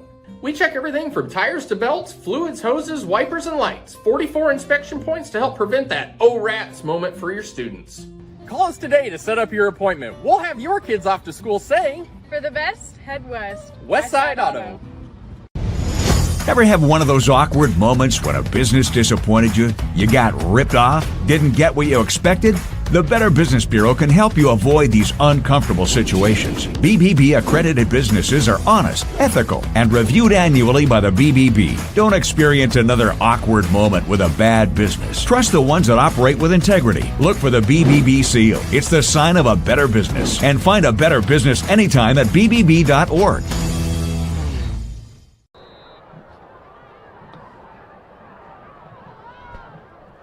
All right, we're back here at Valley Stadium. Valley punting on 4th and 11. Punter goes down and nothing called as a fair catch signal for by Dowling and Cooper Nicholson. So the Maroons will take over 1st and 10 from their own 28-yard line as Dowling leads Valley 14-3 with 7:51 remaining here in the second quarter. Let's go down to John Chido. He's our sideline guy tonight. A very chilly night, but on the Dowling sideline. Johnny, give us an update. Well, I got to thank John Reinhardt and Mark Scagliano because I'm standing in front of a screen here, and it makes the game so much viewable from this end zone. It's been fantastic. Wait a second. You have replay down there, too? too? It's fantastic. And let me tell you, the read option play by the Provenza caused that, the fumble there that put him behind the chains. And then, like Matt mentioned, Wanek with when Provenza rolled out, being able to spy and he had to throw it earlier than he wanted to into double coverage because Robinson had a break on that ball. If he had a little bit more time, he might have had some space there. All right, Smolik back to throw, firing downfield, and the pass is incomplete. He overthrew Bo Gamble. He threw it about 60 yards, and Bo was only going 40, and it's incomplete. It'll bring up 2nd and 10 Dowling from their own 28. Matt? Yeah. Coach Wilson right there decided he wanted to take a shot. He did. And it's a great time to take a shot. You've got them. This is a big series for the Valley defense to keep them in the ball game here because if Dowling is able to go down and score, all of a sudden you're looking at a pretty big deficit. That'll Bring up 2nd and 10. Mr. Monroe, you want to interject something you saw on TV film? We got all these replay booths here down the field and up here. I'm mesmerized. All right, read option. They give it to the tailback. That's Rashad Davis. Scampers across the 30 up near the 32 or 3 yard line. Gain of 5. It'll bring up 3rd and 5 for the Maroons and Rashad Davis. And of course, if you're not used to watching or following Dowling football, the Maroons utilize both their tailbacks, and that's Rashad Davis, the sophomore, and C.J. Phillip, the junior. Yes, they're both back for another year, and if they've both been relatively healthy. Rashad missed a game due to an injury after the Iowa City High game, but he is back at full strength. So nice run by Rashad. It'll bring up 3rd and 5 Dowling from their own 33-yard line. Maroons will spread Valley's defense. 5 receivers, no backs. Back to throw is Smolik. Angles it downfield. The pass is caught at the 40-yard line by the big tight end, Jalen Thompson. I was just going to mention we haven't heard from Jalen tonight, whether it's a tight end sweep or a catch, and that time over-the-shoulder catch, first down at the Valley 31. That's a great catch right there by Jalen Thompson. That big fella, he caught the ball over the inside, the outside shoulder, which is hard because it's between him. It was thrown between him and the sideline. He's catching it on the number. And what a big play for the Maroons right there. 36-yard reception by Jalen Thompson. Dowling 6'4", 235-pound senior tight end. You know a few tight ends there, Mr. Monroe. He caught that right on his fingertips, pulled it right in. That was replay stuff. That was a great catch. All right, we got a timeout on the field. Yeah. I think we can keep it here. We'll keep it here with 6:56 remaining here in the first half. Dowling 14, Valley 3 here on Iowa Catholic Radio. Mark Embadale, Matt Maindring, John Chido, and our guest tonight is Ken Monroe, part of the men's tag. And there's a catch there, Kenny. Go ahead. Pops it right on his right fingertips, pulls it right in. I want to point something out while we're waiting here. Both my brothers were captains of the Dowling football team, and I played 4 years technically. I still have 3 years of eligibility left. You'll have to talk to the guy to the left. Mr. Maindring can help you with that. Yes. But I would say this: every time I say something, I know they're laughing. I just like to point out, I'm sitting here, you're not. So do or say what you want. Nice statement, Ken. Keep doing that, and Ken and Barney, your phone will blow up. Ken, your phone's going to blow up. I'm just telling you. That was a great one hand. I mean, I didn't see that until you watched the replay. Jalen goes out there with his right hand, like you said, and he got it with one hand. He kind of bobbled it the second, brought it in. Let's talk to Johnny. Let's go down to you before they snap the ball here. Thompson with his first catch of the night. Fantastic catch, and I'm arguing with Iggs because he thinks he should have used 2 hands. And I said, there's no way he could get 2 hands on that football. Skiggs is so fundamental. He's right, but maybe sometimes you don't have that opportunity. First down, Dowling from the 31. Rashad Davis in there. Stop and start, turns the corner and is run out of bounds inside the 30, and a penalty flag down. They might get a horse collar here. I think maybe we'll have to see. It happened real quick, and we had the Valley team in front of us, but it may have a horse collar. On their sideline, I'm betting holding. And the Dowling offense is going back. So they got out of bounds at the 26-yard line. Gain of 5, and that'll be nullified here on the When you get penalty. close to the sideline, there's a little more for everyone to say. The officials do a great job, but there's a lot of eyes watching the ball there. Tonight's game on Iowa Catholic Radio brought to you in part by Ashworth Vision Clinic, Construction Professionals, and Dental Associates. The Maroons are getting close to the Bows in the Flores red zone. We'll mention that here in a moment as the Maroons are pushed back 10 yards from the spot back to the 38-yard line. Is that the first flag tonight? I believe so. Yeah. So it's first and 17 for Dowling on the holding penalty. 5 receivers, and now a little flanker screen. It's caught at the 35 and get it inside the numbers. Down to about the 33-yard line is a Dowling receiver that time. Matt, a little flanker screen out there, a little split-end screen, if you will. Yeah, that split-end screen, and the reason they threw it was Valley showed blitz. They had everybody walked up in there and had 6 guys up in the line of scrimmage, then backed out of it. And number 44, Hunter Clark, was one of them up on the line of scrimmage, and he ran out and made the tackle to prevent a bigger gain. And Hunter Clark, third in tackles on this Valley defense with 25 on the year. He has 1 interception. Back to throw Smolik, looks right, throws right, fires it out. That's caught by Gamble. He's run out of bounds right about the 24 of Valley. gain of 9. Yeah, big catch, and he's throwing that ball all the way across the formation.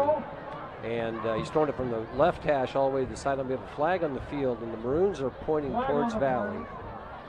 And we'll see what this is about. So let's see if we get a call here. Again, the Dowling offense tonight up front. Kyle Rockers, Kate Batterton, left tackle and left guard respectively. Centers Max Shelton, Nate Agos at right guard, and George Nahas at right tackle. The Valley defense, Ryan Kinnan, Carell Fountain, Jack Funt, and Mason Ray, the front four. Linebackers Chase Hudson, Theron Castle, and Hunter Clark. And the corners are Joshua Brown, Isaiah Pinks, and the safeties are Cole Sonnenberg and Andrew Price. Matt, what's the penalty? The penalty, it's hard, I think you got a hand in the face mask is what they called in the side of the face mask. Maybe, I couldn't tell if it was a defensive lineman that did it on an offensive lineman. They didn't really specify there, but somewhere in there after the ball got thrown, or as the ball was being thrown. Half the distance to the goal, so first down Dowling at the Valley 12. Dowling 14, Valley 3 here in Iowa Catholic Radio and CISN. Dowling in the Bozen the Flores red zone. Say more with Bozen online at bozen.com. And now the Maroons keep the ball on the ground. They push the pile down to the 10-yard line. And tell you what, they got all the big boys in there as Brashad had to find a hole, and it was tough for the little guy to find one, but he got about 2 yards. Rashad's at 5'8", 180 pounds. Runs like the wind. You know, he can scoot inside or he hides behind. You know, you get behind that right side of the line behind Agos and Nahas. Nahas stands 6'4", 275. Easy to hide behind him. He just rides his tail and gets a couple yards. All right, 2 tight ends for the Maroons. One back in the backfield. Back to throw Smolik. 2 receivers left. Looks left. Now wants to run. Will run. And pops into the end zone. Man wide open. Touchdown! He threw it at the last minute, and it was caught in the end zone by the Maroons. Touchdown Dowling. And how about that? That's Bo Gamble with the reception. And he almost didn't have enough on the football, right, but it kept it off the ground, and a touchdown for Dowling. That was a flick of the wrist by Smolik. Smolik at the last second is going to run. He has 2 defenders in front of him, flicks his wrist and gets rid of the football to Gamble in the back of the end zone. Great play. How about that, Mr. Monroe? Great field vision. He knew where he was. He knew where he was with relationship and line of scrimmage. Great vision on that. Schumacher's extra point up and good, and Dowling now extends its lead 21-3 over Valley with 5:17 to go here in the second quarter. We'll take a timeout along with Matt Mandring, John Chido. I'm Mark Amadale. Ken Monroe in the box with us tonight here on Iowa Catholic Radio and CISN. When did strength become an ego thing? Strength is about more than you. It's about grit, work ethic, carrying your own weight, and still rising to new challenges, whether or not they happen during regular business hours. Because even for the strongest, there are no guarantees. But for those who wake up with the streetlights to make sure the world keeps moving, Western makes one promise: more jobs done faster. Visit Truck Equipment Inc. today at truckequipmentinc.com. For 75 years, Holt Service Trucks have hit the streets of central Iowa to help customers in need. It might be for plumbing, heating, cooling, a water heater, or the usual repairs and maintenance. We've done that with quality work from quality employees who bring passion and personality to the job. That's the Holt difference. It gives me great pride to see how our company has grown from the seeds of success my grandfather planted in 1947. That's why more and more central Iowans are saying, let Holt handle that. Back here at Valley Stadium, Dowling on the kickoff, a high end-over-end kick fielded by Valley at the 15-yard line. Tigers on the return, and that is Xavion Robinson gets it across the 25 up to the 26-yard line. That's where Valley will take over. The Dowling defense comes out. As the Maroons go 8 plays, 72 yards, capped off by Bo Gamble's 10-yard touchdown reception from quarterback Jackson Smolik. That is Smolik's first touchdown pass of the night. Dowling leading 21-3. Let's go down to the Dowling sideline. That is where John Chido was at. And Johnny, the Dowling offense taking advantage of a face mask penalty against the Valley defense there to extend the drive. Yeah, you know, Dowling gets held behind the chains there with the holding penalty, and Valley gets the face mask and puts him right back into under the 12-yard line, 10-yard line. And then how about Bo Gamble coming all the way across the end zone there? That was supposed to be a pick play on the left side, and he just kept going across the formation. All right, appreciate that report, John. Is on first down. Aiden Price will sweep around left end, turns the corner, and check that, Xavier Robinson. The split end, the sophomore came around, and he gets it from his own 27-yard line and carries it across the 30 up to the 32, gain of 5. So the Tigers aren't running between the tackles, but they're starting to get outside there, Matt. I believe Price had the crackback block on there. It was a good block and sealed off the edge, so he could get around the corner. Valley with a second down from their own 33, 2nd and 4, and keep it on the ground and first down. The Tigers go right between the tackle. Just when you thought they weren't, they do. And let's see, is that the backup running back? Damon Head may have been the ball carrier. Provenza kept that one. Oh, he did, yes. Yeah, he did follow it. It looked like the old wishbone thing where you had the quarterback right behind the running back and up the middle there through the A gap, and Provenza has a nice run. Yeah, Damon Head is in there at tailback. It is. Valley interchanges their tailback. Darius Mason, the sophomore, number 22, got the start, and Damon Head, a 5'10 junior, number 28, now in there. Back to throw is Provenza, looks left, throws left, and the pass is overthrown, incomplete on the near sideline as he tried to hit Xavier Robinson, the 6-foot sophomore. That'll stop the clock with 4.5 minutes left to go here in the second quarter. Dowling leading 21-3 over Valley in the Battle of West Des Moines. Week 8 of the high school football season. Mr. Monroe, remember when this game was played first, second, or third week of the season? Yeah, my younger brother, Pat, as he'll remember, broke his ankle the first game of the season playing Valley. Sorry to remind you of that, Pat. Your phone's going to really blow up just with your family of all the call-outs you've got. Back to throw Provenza, sets up the screen. Pass is caught, and so is the receiver right at the 40-yard line, maybe a gain of 1. Nice job by the Dowling defense as they wrapped up Damon Head, who made the catch. Yeah, I'm trying to pick. That was Cody Hikus, made a great read on that. Saw screen all the way, just kind of sat by the receiver until he caught the ball and then tackled him right away. And just a good defensive, smart defensive play right there. You know, Valley's running into a situation right here where it's 3rd and 7, down by 18. They don't want to get the ball back to the Maroons. This is a big 3rd and 7. And timeouts, Valley has 2 remaining, as does Dowling here in the first half. And clock running, as you mentioned, Matt, 3:45 left to go in the half. Back to throw is Provenza, now scampers out of the pocket, runs right, wants to throw, now he's going to be hit and brought down back at the 36-yard line. He'll lose 5 and will bring up 4th and 10 for the Valley Tigers. I believe that was Rumley on the sack right there, as Ralston didn't let him get away, got a piece of the jersey and was able to drag him down. That would be Ralston's first sack of the year, and we're going to watch this. Big number 56 gets in there, grabs him, and is that a wrestling move he used? Because Ralston's one of the wrestlers for the Maroons, Mr. Monroe. Hold him down. Good. It was a good, whatever it was. His first sack of the year, and that'll bring up 4th down for Valley. Ball back at the 37-yard line, so it's a loss of 4 by Provenza. Might be the second time he's went down tonight. Tonight's game on Iowa Catholic Radio brought to you in part by Construction Professionals, Dental Associates, and our good friends at Mercy One. Now that play was a mess from the start. And it's blown dead, and I think we got a timeout called by Valley. We'll see. It didn't look like anybody was set at the line of scrimmage when it went off, and yeah, it was just kind of a mess. Keep it here. We got to go through our producers, you know. And I should mention our guys tonight here on Iowa Catholic Radio. Of course, Jeff Piggott on the Iowa Catholic Radio studios. Timeout on the field right now. Dowling 21-3 over Valley. 2:53 left to go, second quarter, and I think our CISN crew here tonight, Sean Ingracia, our producer, along with Jose Guzman and AJ Laporte, our TV guys, providing us all that. And when you were playing, we didn't have this kind of technology, Ken Monroe. I'm just telling you. We had radio, I think, or they barely. had the cans. Barely. The cans in the string. That's gonna. Barely. Matt, I don't. They still. I remember the class of 1981 was voted the best class ever at Dowling High School. There was a trophy there, and I'm wondering if it's still there. Just a shout out. Or the best smelling class. It was one of those two. I don't know if is that etched in something somewhere. We tore those bleachers out a little while back. It might have been. It was the year after Monroe's class. We sure did. Yeah. All right. 4th down for Valley. 4th and 11, and back to punt is Dawson Stein. Good snap, gets it away. High end over kick into the wind. And fielded by Dowling at the 25-yard line with a fair catch by Mr. Trey Wilson. The offense will start 1st and 10 from their own 25-yard line, 2:47 remaining. Second quarter, Dowling with the lead, 21-3 over Valley. Let's go back down to the Dowling sideline, or is he in the end zone? I don't know where he's at. He might be behind the tree down there from the band's prop.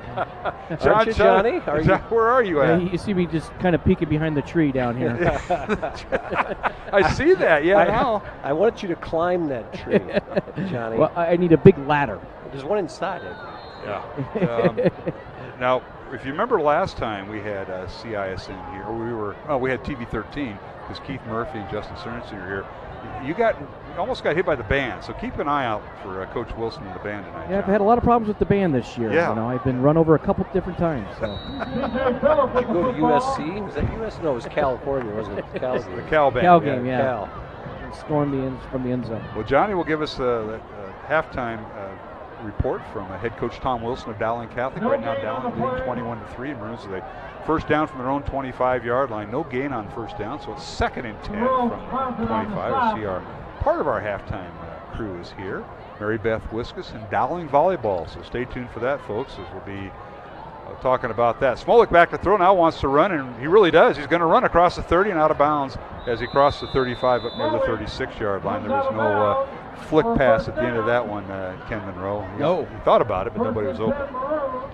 And right there, Smolik is, being the heady player that he is, can see that he can get the first down, get out of bounds, stop the clock. You're running your 2-minute drill right now, and you're trying to get down, at least get a field goal out of this situation here. But Smolik does a good thing, just tucks it and runs, gets first down, get out of bounds. Dowling with 2 timeouts remaining. Valley has 1. 2:06 remaining here in the second quarter. Dowling with a 1st and 10 from their own 36-yard line. Mark Amadeo, Matt Mandring, and John Shido tonight on a frigid night. Upper 40s is the temperature. The rain is held off. Back to throw Smolik after the bobbles a pass. Pass is caught. He fires it right side to Jalen Thompson at the 46-yard line. A gain of 10 and a first down. Right at the stick. They're going to give that to him. Yep, there they go. They're going to give him the first down, so it stops the clock. That's a quick play. Hardly took any time off the clock. Very efficient. Maroons keeping those 2 timeouts. They're interchanging personnel. So we'll go with 3 receivers, and Thompson, the tight end, is a slot receiver to the left at the top of your screen if you're watching on CISN. Dowling, the home team tonight, wearing the maroon uniforms, white helmets, white pants. Valley, the visiting team, wearing their all whites, helmets, jerseys, and pants. And now they'll reset the play clock here. And we're ready. Our officials, we mentioned them earlier. Brad Bunning from Indianola is our referee. Jason Higgins, Ryan Meester, Gabe Capps, and Brent Fridley are the officials tonight. We welcome them. Back to throw is Smolik. Looks right, throws right, and pass is caught and out of bounds by Dowling Catholic. And that's the first catch tonight for Trey Wilson. Trey Wilson runs a 10-yard comeback and gets 9 out of it. Valley's playing soft, playing their prevent defense right here. They didn't rush anybody, or they didn't blitz anybody on there. Ran a little stun up front. The offensive line picks it up. Clean pocket for Smolik, hits Trey on the break, 9 yards. All right, 3 receivers left, 1 to the right, 2nd and 1 Dowling from the 45 of Valley, and now Smolik fires the ball downfield incomplete. Tried to hit Gamble, and he threw it into coverage that time. Actually, there's 2 receivers in the same area for the Maroons, but it's incomplete. He's leading Gamble. Gamble coming over the middle, right behind the linebackers, in front of the safeties, and Smolik put some zing on that one. He let that one rip, and incomplete over the middle. Now, they only need a yard right here to get the first down, so see what happens here. All right, 3rd and 1 now for Dowling. The Maroons taking their time as they check with their sideline. Maroons, Dowling does not huddle. Valley still does a traditional huddle on offense, but Dowling does not. They just check the sideline. Here's the snap, inside handoff for Rashad Davis.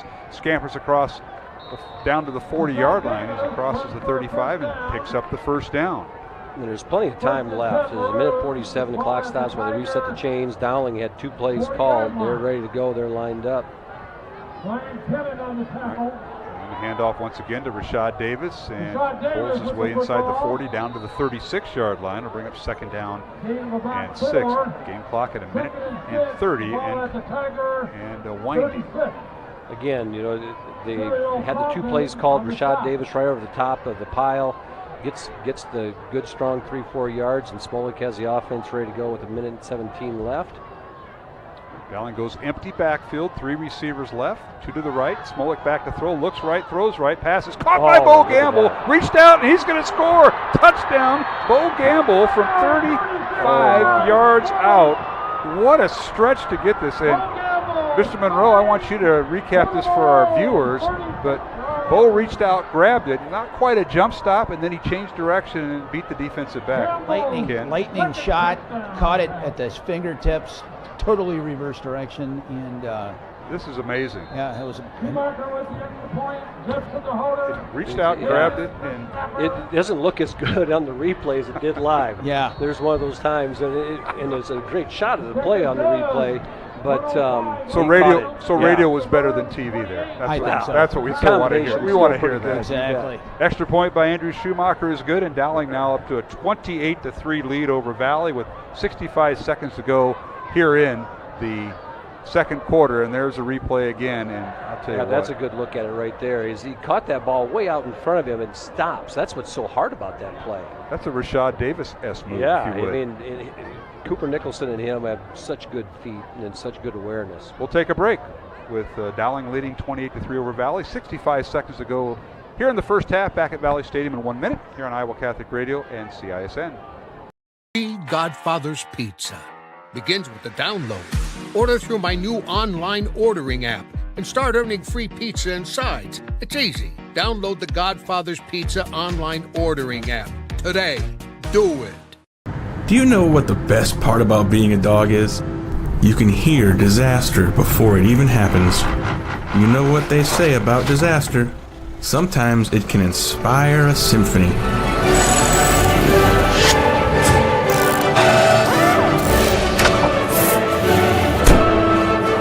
An honest day's work deserves an honest day's treat. No extra charge. And that is why we choose Honest Wrenches. No extra charge. And it's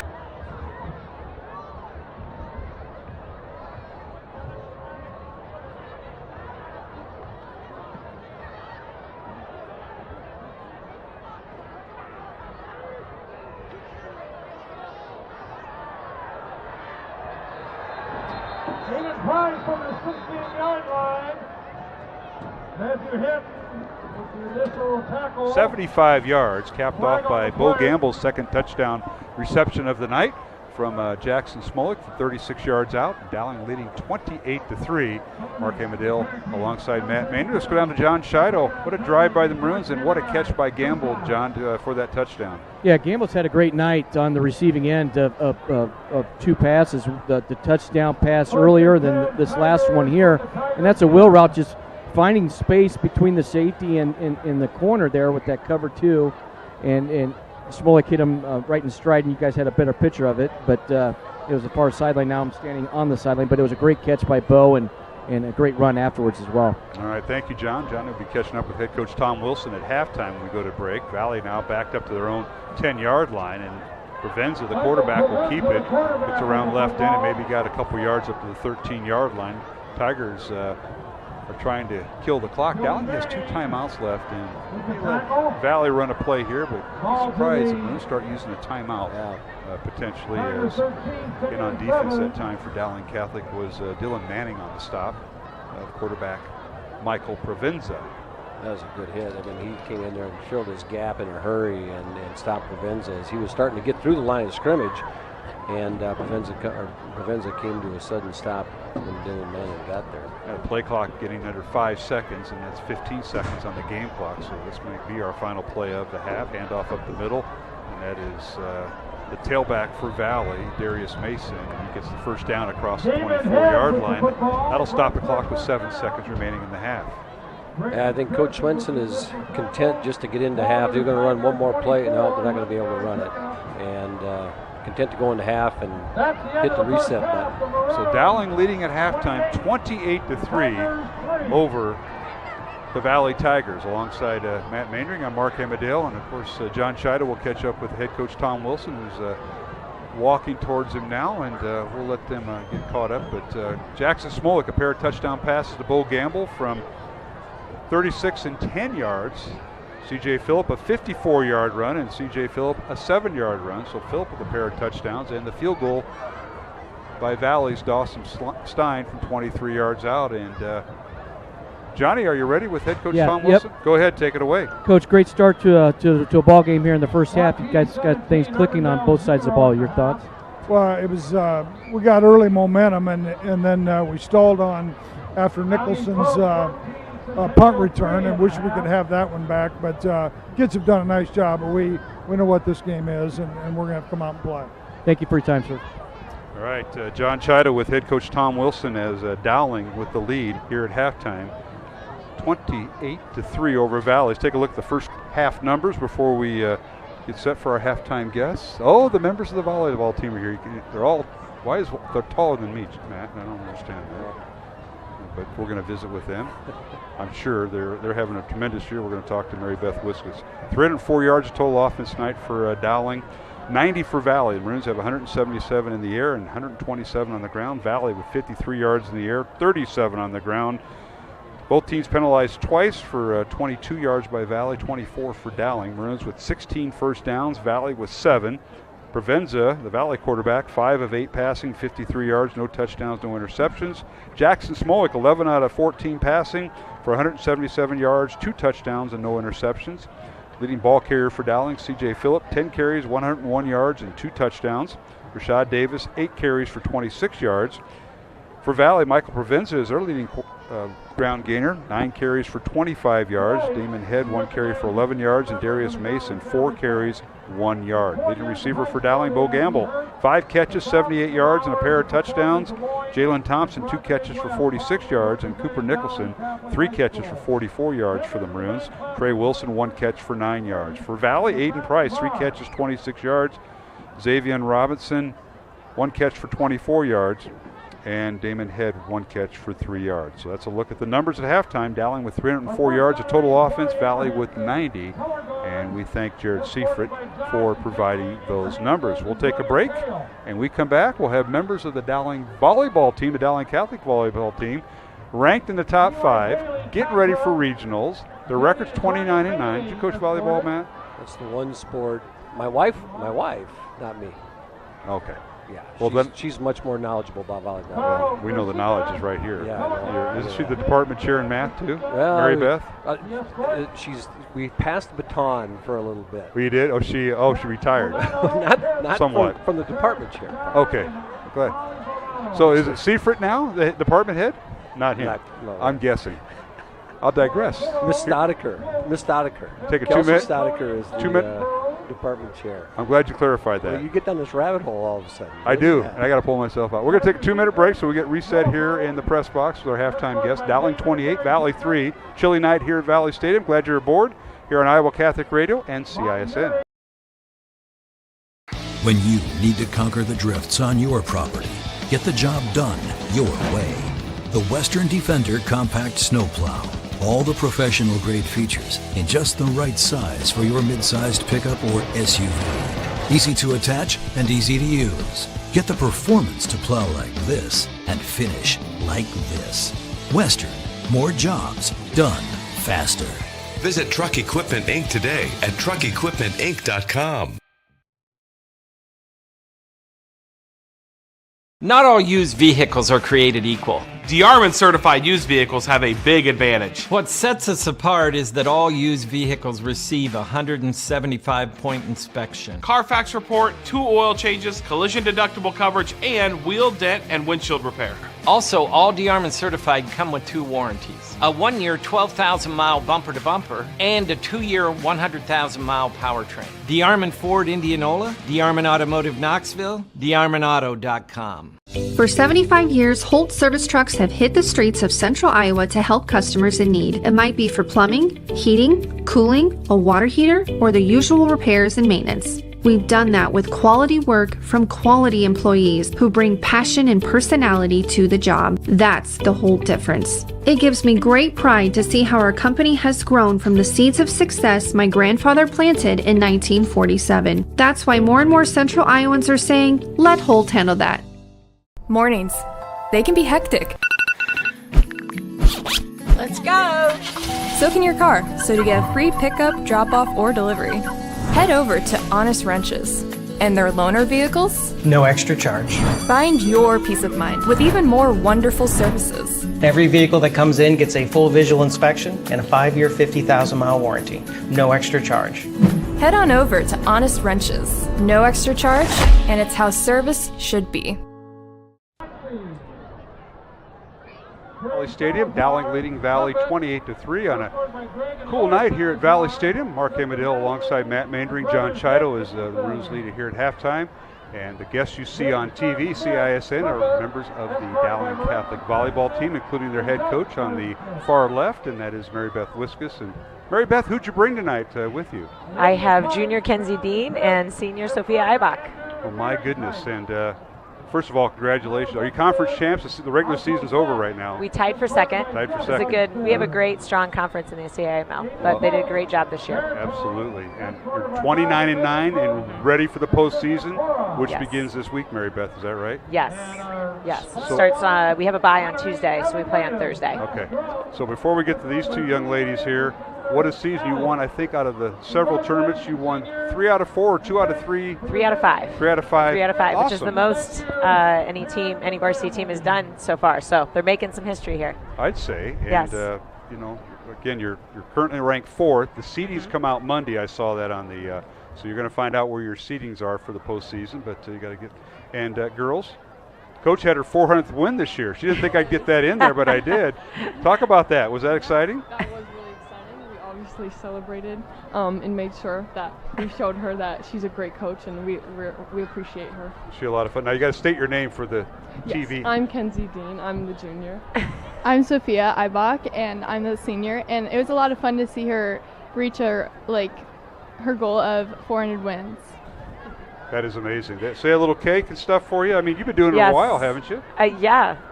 I feel young, but I guess I'm not. It just makes me feel a little bit older. So, girls, do you know where she coached at before here? Do you know the They might trivia? not. I think they maybe think I've been here for my whole life. I do not remember. I had to deal with her on the softball field at one time. Yeah. She coached at Ames. Uh-huh. She coached Ames at Ames. High. Yeah. Yep. She's part of the legendary Henkinius family. Yes. And they are legendary in Carroll. And we all know that. All right, so we have you've been at Dowling since 2007. Yes. Right? Okay. Yes. And you won the other night. You defeated Urbandale at Urbandale 3-0 on Tuesday night. Tuesday, is that yes. Right? So wrapped up our conference play. remember you used to travel to the Jefferson tournament, and you used to listen to the interview when we taped it. Now, now we're on live TV and radio, so that's a little bit different. But talk about those tournaments. Talk about this team, first of all, your seniors and, of course, these young ladies up here, Mary Beth. Yeah, this is a special group. I tell these guys all the time. I don't think they know how good they have it, but the seniors make the environment and the culture of our team this year, and they are amazing. We have 8 great seniors, and we have another senior manager as well, and they're awesome. They just welcome everybody in.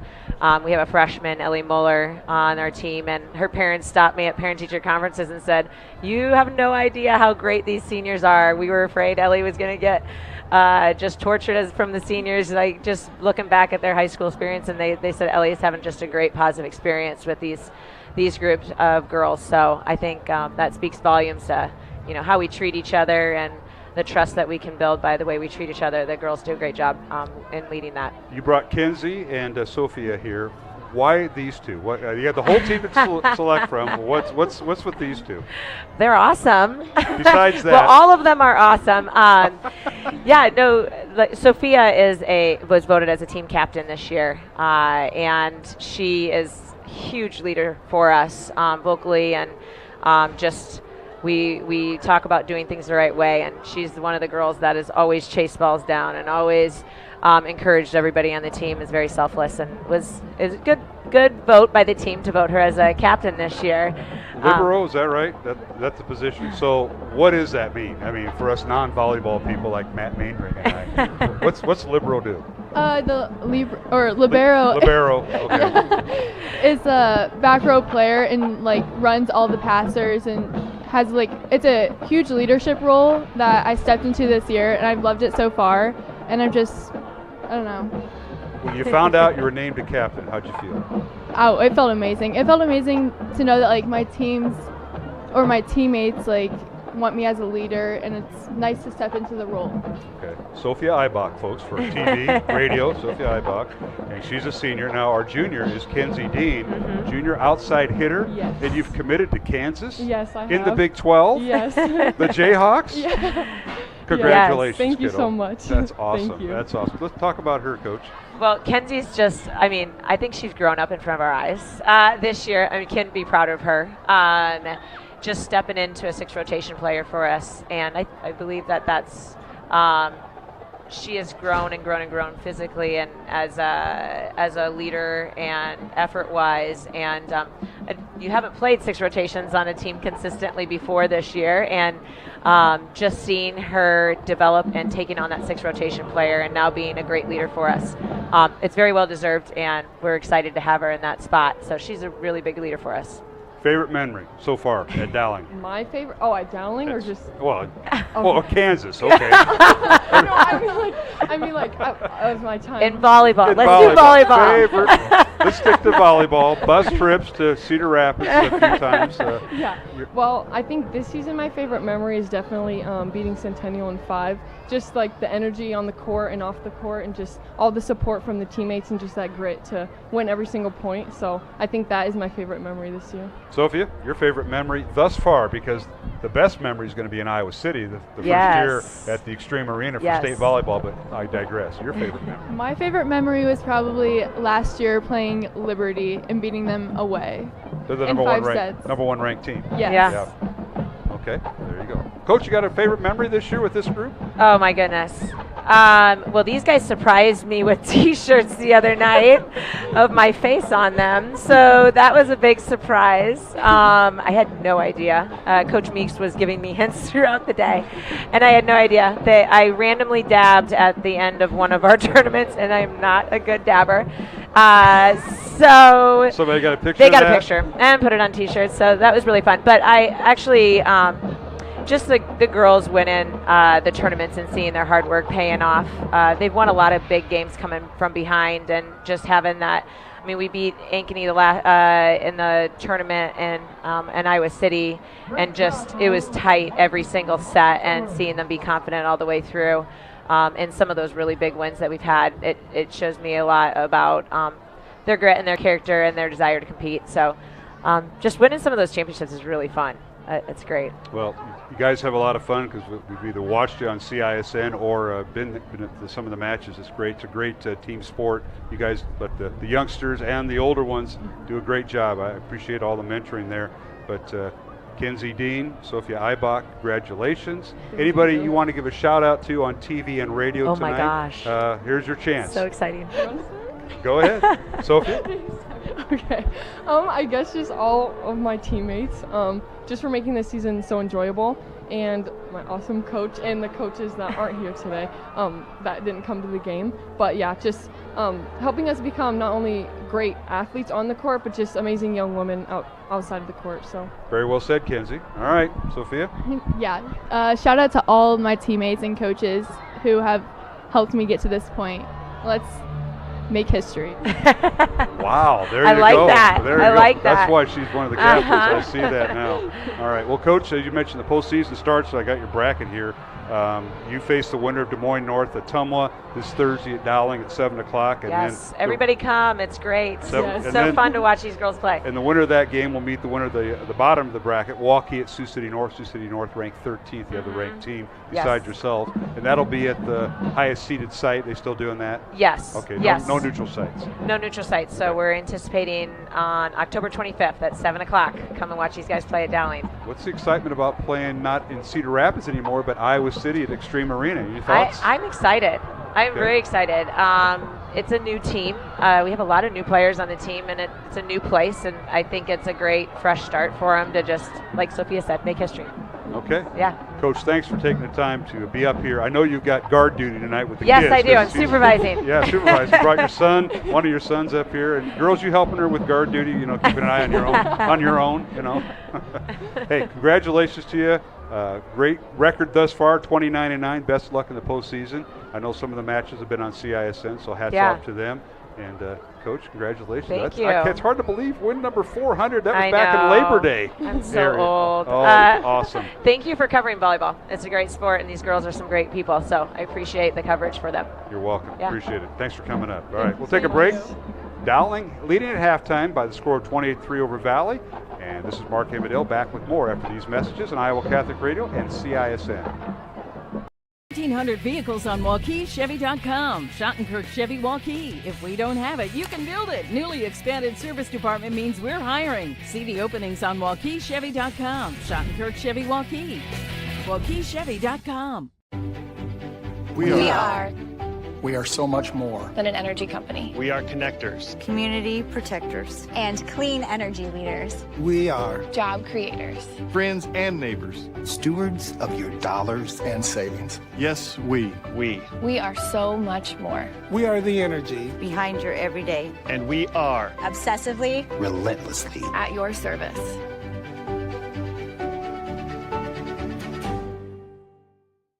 I'm off to college.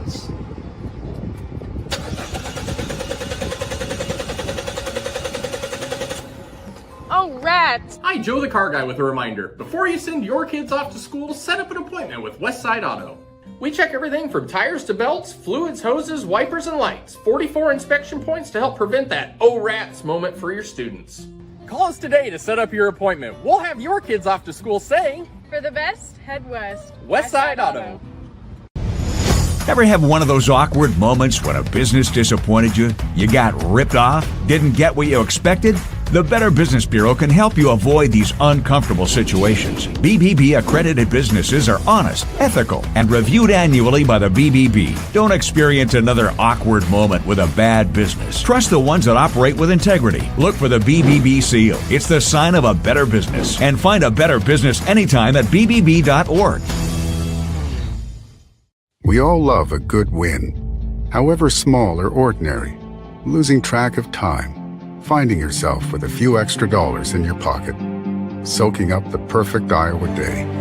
These are the everyday delights and small victories that make us smile. These are the moments that connect us all as Iowans.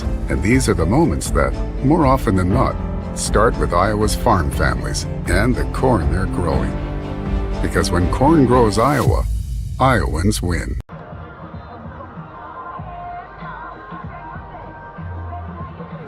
He usually sits down here with Mr. McElhan and another attorney once in a while. They just kind of hang out in front of us and me and Matt on Friday nights, but he's home tonight, and we want to thank him for his service. And he was also, at one time, the sports editor at Dowling. His 68 grad is John Sarcone, and he was the sports editor for the Akron. That's what it was called back in the day. I didn't know this till the other night when I talked to some of his buddies. And he hired this guy, this other attorney he sits with, Mike O'Mara, for a non-paid job. So that's where he got his start, believe it or not. Sports side, then he became county attorney. Can we pump that up a little bit? Well, I tell you, I've do civil work, not criminal work, and I've tried to avoid as much as I can being anywhere near a county attorney, because usually I'd be on the bad side there. But my father-in-law, Walt Maley, knew the Sarcone family really well, and every 2 years would have a giant John Sarcone sign in his front yard. I've met John a number of times. John Quinn, you probably remember, was quarterback here in Iowa State's a friend of mine, and we've met together. But what a career. I think that the Polk County Attorney's Office under John Sarcone is a model that anybody could and should and would be proud of. Well, a phenomenally run organization. I will say, now that he's out, it's funny, but everyone said that if you're a Dowling graduate, you got to step up to getting into the county attorney's office. And I had a couple of classmates of mine from high school that were there. But they were great lawyers. I was just kidding when I say that. I think most people from Dowling are just smarter, so it's easier for them to get jobs. Yes, Matt Maindring, he did say that on live TV and radio. That's why we're not on TV. We're just, it's all sound. I have a face for radio. Yeah, that's right. Well, thank you. And John, I know, is home listening. If his sisters, who are still in town, that came from the East Coast, if they can just settle down a little bit, that we want to honor him tonight here in Iowa Catholic Radio. I'm looking forward to maybe having you sit in with us for a game. because he is an expert. He is a loyal, like yourself, like the Monroe family, a loyal, devoted fan, and he comes to all the games no matter what happened that week, and we wish him well. So how about that? I think I started coming to Dowling games, and it had to be 68, 69, 5, 6 years old, and my dad's rule was that you had to stay until Dowling was up by 21-0, and that was usually the first quarter back then. And then what? Then we played with you probably and every other thug kid in Des Moines, and you had to be back with 8 minutes left in the fourth quarter, because he wanted to leave before the parking lot. The parking lot, yeah. That's at the old place, Matt, is what you're referring to with the old Valley Stadium. Yeah. The cinder blocks, The cinder blocks. Part of the end zone was in the cinder of the track. That was classic. There was one other funny thing I remember was that was back in the day where the end zones were full of the dads that were smoking during the games.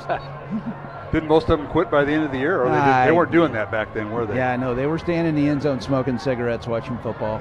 I don't know if our camera guys get a shot of this, but the Dowling student section on the far sideline, they got the lights from their cameras, and a couple of the parents do too. A little light. Yeah. All right, we're going to take a break. Take a 1 minute break and come back for the start of the second half alongside Ken Monroe, who's joining us tonight, part of the Iowa Catholic Radio Stag. He was a winner a few years ago, and we're finally paying him off tonight by letting him sit in.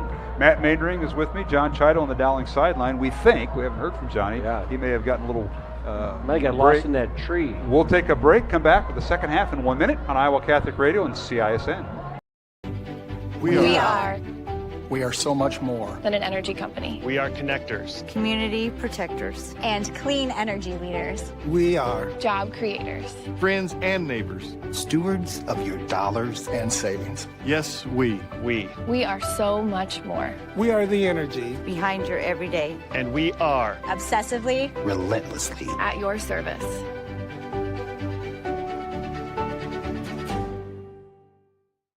For 75 years, Holt service trucks have hit the streets of central Iowa to help customers in need. It might be for plumbing, heating, cooling, a water heater, or the usual repairs and maintenance. We've done that with quality work from quality employees who bring passion and personality to the job. That's the Holt difference. It gives me great pride to see how our company has grown from the seeds of success my grandfather planted in 1947. That's why more and more central Iowans are saying, let Holt handle that.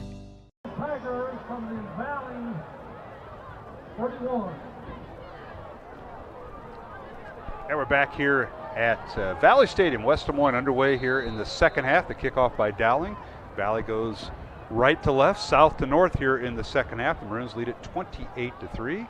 And Valley with the first down after the return by Xavion Robinson. And now the Tigers on first down is quarterback Michael Provenza. His pass is incomplete to bring up 2nd and 10 Valley from their own 31-yard line. And the Tigers just trying to get something offensively going here, Matt. They were down 28-3 at this juncture, and at the end of the first quarter they were down 7-0. But the Maroons have, I think, scored on 3 of the last 4 possessions. And Jimmy Wanek almost picked that ball off right close. there. Yeah, that would have been a backbreaker.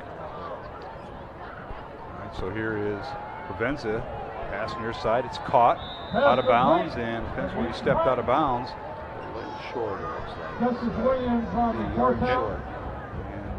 And Henry with the reception. Henry backup receiver, number 6, up to the 40-yard line. It'll bring up 3rd and 1. A couple scores here. You got Waukee up on Urbandale, 17-0. That was kind of a surprise. And Southeast Polk is leading Centennial 14-3 at the half. Both those scores at the half. Linmar way up on Davenport Central. Just a couple scores there. All right. It'll be 3rd and 1 for Valley. Provenza out of the shotgun, one back. He's going to keep the football. Wants to run around right in. Does. Got the first down. And they'll bring him down right about the 42-yard line for a gain of a couple. Justice Williams. Yeah, Justice Williams coming up from the safety position there. Once he saw Provenza leave and get to the line of scrimmage, Williams explodes up there and is able to tackle him right at the line of scrimmage and prevent any gain on that play. Dowling 28-3 over Valley. Mark Amadale alongside Matt Maindring, John Chido, who will bring in here after we get a moment. Ken Monroe sitting in with us tonight on a very chilly night. Temperature was in the upper 40s when we started. The rain has held off. We had sprinkles throughout the day. And Provenza now fakes right, throws, and now wants to run, and he's going to be run out of bounds right across the 40 for no gain, and it'll bring up 2nd and 10. Nowhere to go there for Provenza. Nowhere to go. Braden Peterson Pearson comes up and makes a really nice play, extends him to the sidelines, and has Provenza run out of room, and nowhere to go for him on that play. Good coverage downfield as well. No gain on the play. Tonight's game on Iowa Catholic Radio brought to you in part by Skeffington's Formal Wear, the Catholic Tuition Organization, and Mercy One. A pair of touchdowns in the first half by C.J. Phillip for Dowling Catholic, 7 and 54 yards. Bo Gamble, a 10-yard and 36-yard touchdown reception from quarterback Jackson Smolik. And now Provenza, and a quarterback keeper, runs left, now goes over center, and he's brought down as he tried to cut back against the grain, and brought down by Jake Anderson, who did a nice job of keeping that from being a big play. Yeah, Jake Anderson really did, because he was the last guy standing. It looked like between Provenza and a big gain. And he was able to track him down and get the shoestring tackle on Provenza as he got to the left edge. So it'll bring up. Go ahead, Ken. No, he said he's a hard running kid, and you tackle him. That was a great tackle. And he's been hit tonight a few times. Yeah. He has. So got 3 yards in the gain. So it'll bring up 3rd and 7 Valley. Under center is Provenza on play action. Back to throw, looking to pass this for the screen. It's caught by the tailback out of the backfield, and he's hit and dropped. That's our immediately after the catch, and that was Damon Head. And Jimmy Wannick read that play right from the start. He got there the same time the ball did on that screen play. And screen played the left edge, and Jimmy Wannick, coming from the middle of the field, sprints out there and breaks it up. It was a slow developing play for a screen pass, and down goes. It was Darius Mason on the reception. Joe Hughes on the tackle as well for the Maroons. So punt from their own 43-yard line, and Dawson Stein gets it away. Fair cut signal for by Trey Wilson at the 18-yard line. That's where Dowling will start. 1st and 10 from their own 18 with 9:35 remaining here in the 3rd quarter. And Dowling leading 28-3. Let's go down to John Chido. First report from the head 8th grade football coach at Dowling Catholic, Mr. Chido. Johnny, take it away. Well, you guys are right. That Jake Anderson, that was a great tackle by him, an open field tackle. And watching at home, that's what you're supposed to do. You don't over pursue that play, because he could have done that and not done his job, because that's his gap responsibility. And he stayed at home and broke down and made an open field tackle. That was just a tremendous job. And John, we'll keep you here for a moment. You made a point in the pregame. Dowling's defense against the quarterbacks that can run. This is their first test tonight against with Provenza. Yeah, and they're keeping contained, and they're doing their job and their responsibilities. And that was the one big thing that Matt mentioned is who's going to be fundamentally strong tonight is going to be a difference in the ball game. And tonight you can tell on both sides of the ball with the less penalties offensively and great open field tackles and keeping Provenza in the pocket. Dowling has just done a tremendous job. Can't say enough about it. All right, Rashad Davis gets the carry on first down, thanks to John Chido on the Dowling sideline, which is the far sideline here, the visitor side, even though the Maroons are home, Valley Stadium. So Tigers are the sitting on the home side. And Rashad Davis gets up to about the 25-yard line, gain of 7, Matt, on first down. Over the left side behind Rockers and Batterton there. That was a nice hole there for Davis as he shot up through there. All right, 2nd down for Dowling. Handoff for Rashad Davis, kind of zigs and zags, and finally going to go down right at the 27. A gain of 2. It'll bring up 3rd and about 1 for the Maroons from their own 27. Dowling leading 28-3. As we simulcast tonight, we'll be doing that next week as Dowling hosts Waukee. It'll be Parents' Night next week here at Valley Stadium, so we'll be simulcasting radio with the CISN group. This is a big play here for the Maroons, trying to get a yard, and to this point, Valley has not proven that they can stop the Maroons on a 1-yard gain, and every time they've run the ball, Rashad's been able to get yardage. This time they give it to Davis. Between the tackles he goes, and they're going to stop the clock, and when they do that, they're going to measure. It's going to be a first down. First down Dowling as they get the down marker. Yep.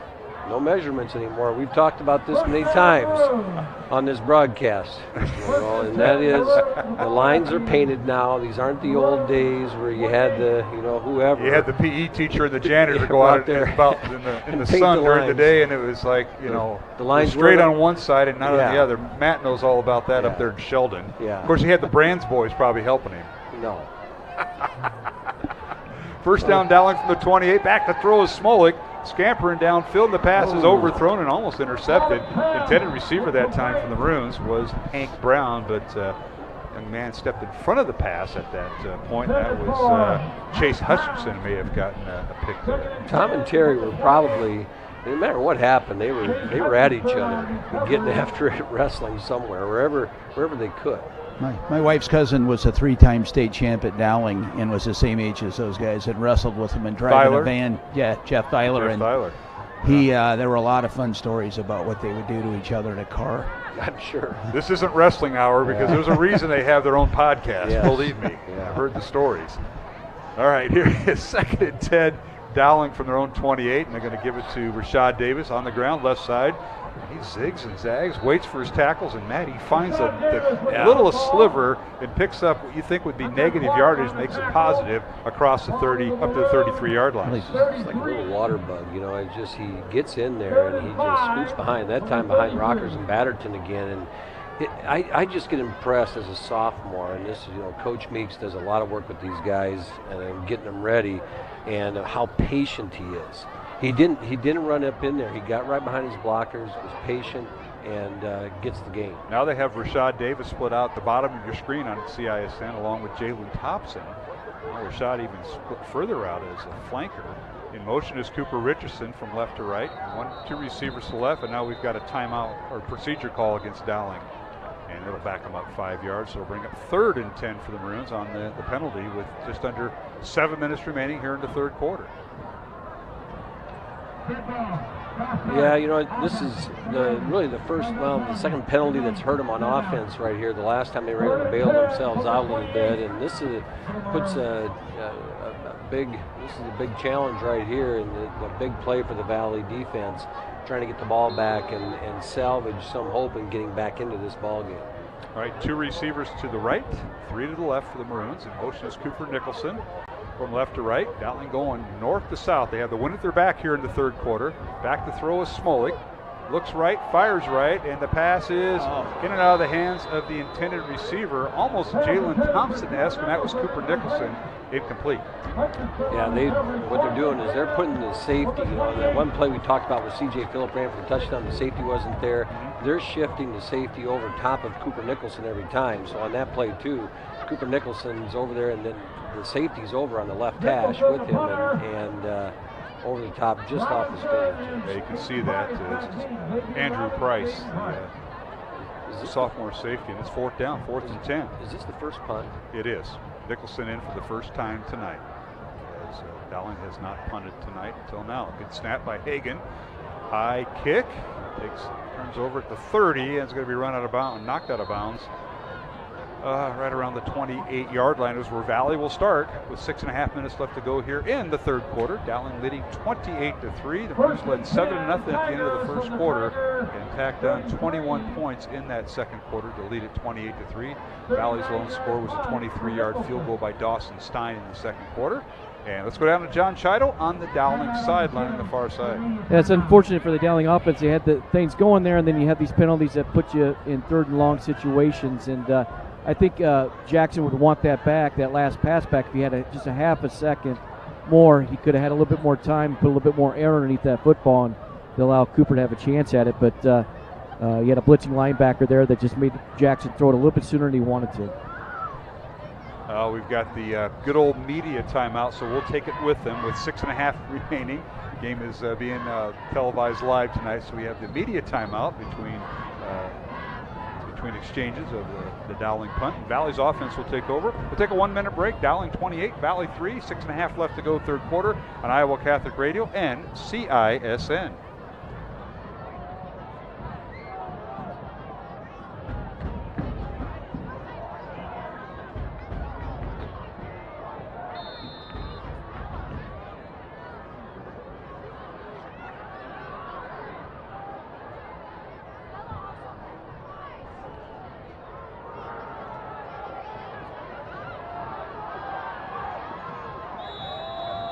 Price with the football. Jared Rookie with the stop. 1st down, Tigers. Ball at the Valley. 44. 11-yard run for Price.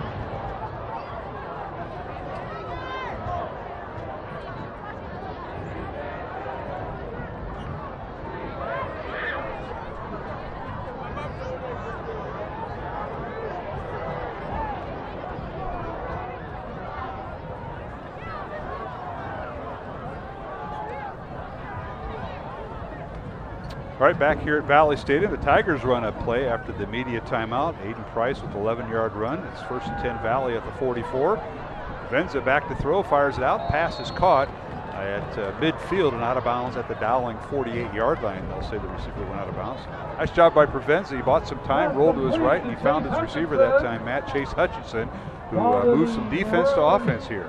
Yeah, nice play there by Provenza as he rolls out of the pocket, throws a strike to Hutchinson on the sideline and gets shoved out of bounds for an 8-yard gain. And the Valley Tigers are showing a little life here as they come down the field. Yeah, the ball in Dowling territory. One of the few times tonight we've seen that. Reaching an 8-yard reception that time by Hutchinson on the offensive side. He's a two-way player. Back to throw as Provenza looks right, throws right, and the pass is caught at the 45-yard line. A square out pattern on the far sideline. Let's see if they kept Hutchinson over there, and they did. Or actually, check that, Xavier Robinson with the catch. Looked like Nick Farrick's in coverage right there. Came up and hit it right away as he caught the ball, and a nice completion there for the Tigers as Provenza hit him right on the break, and good completion.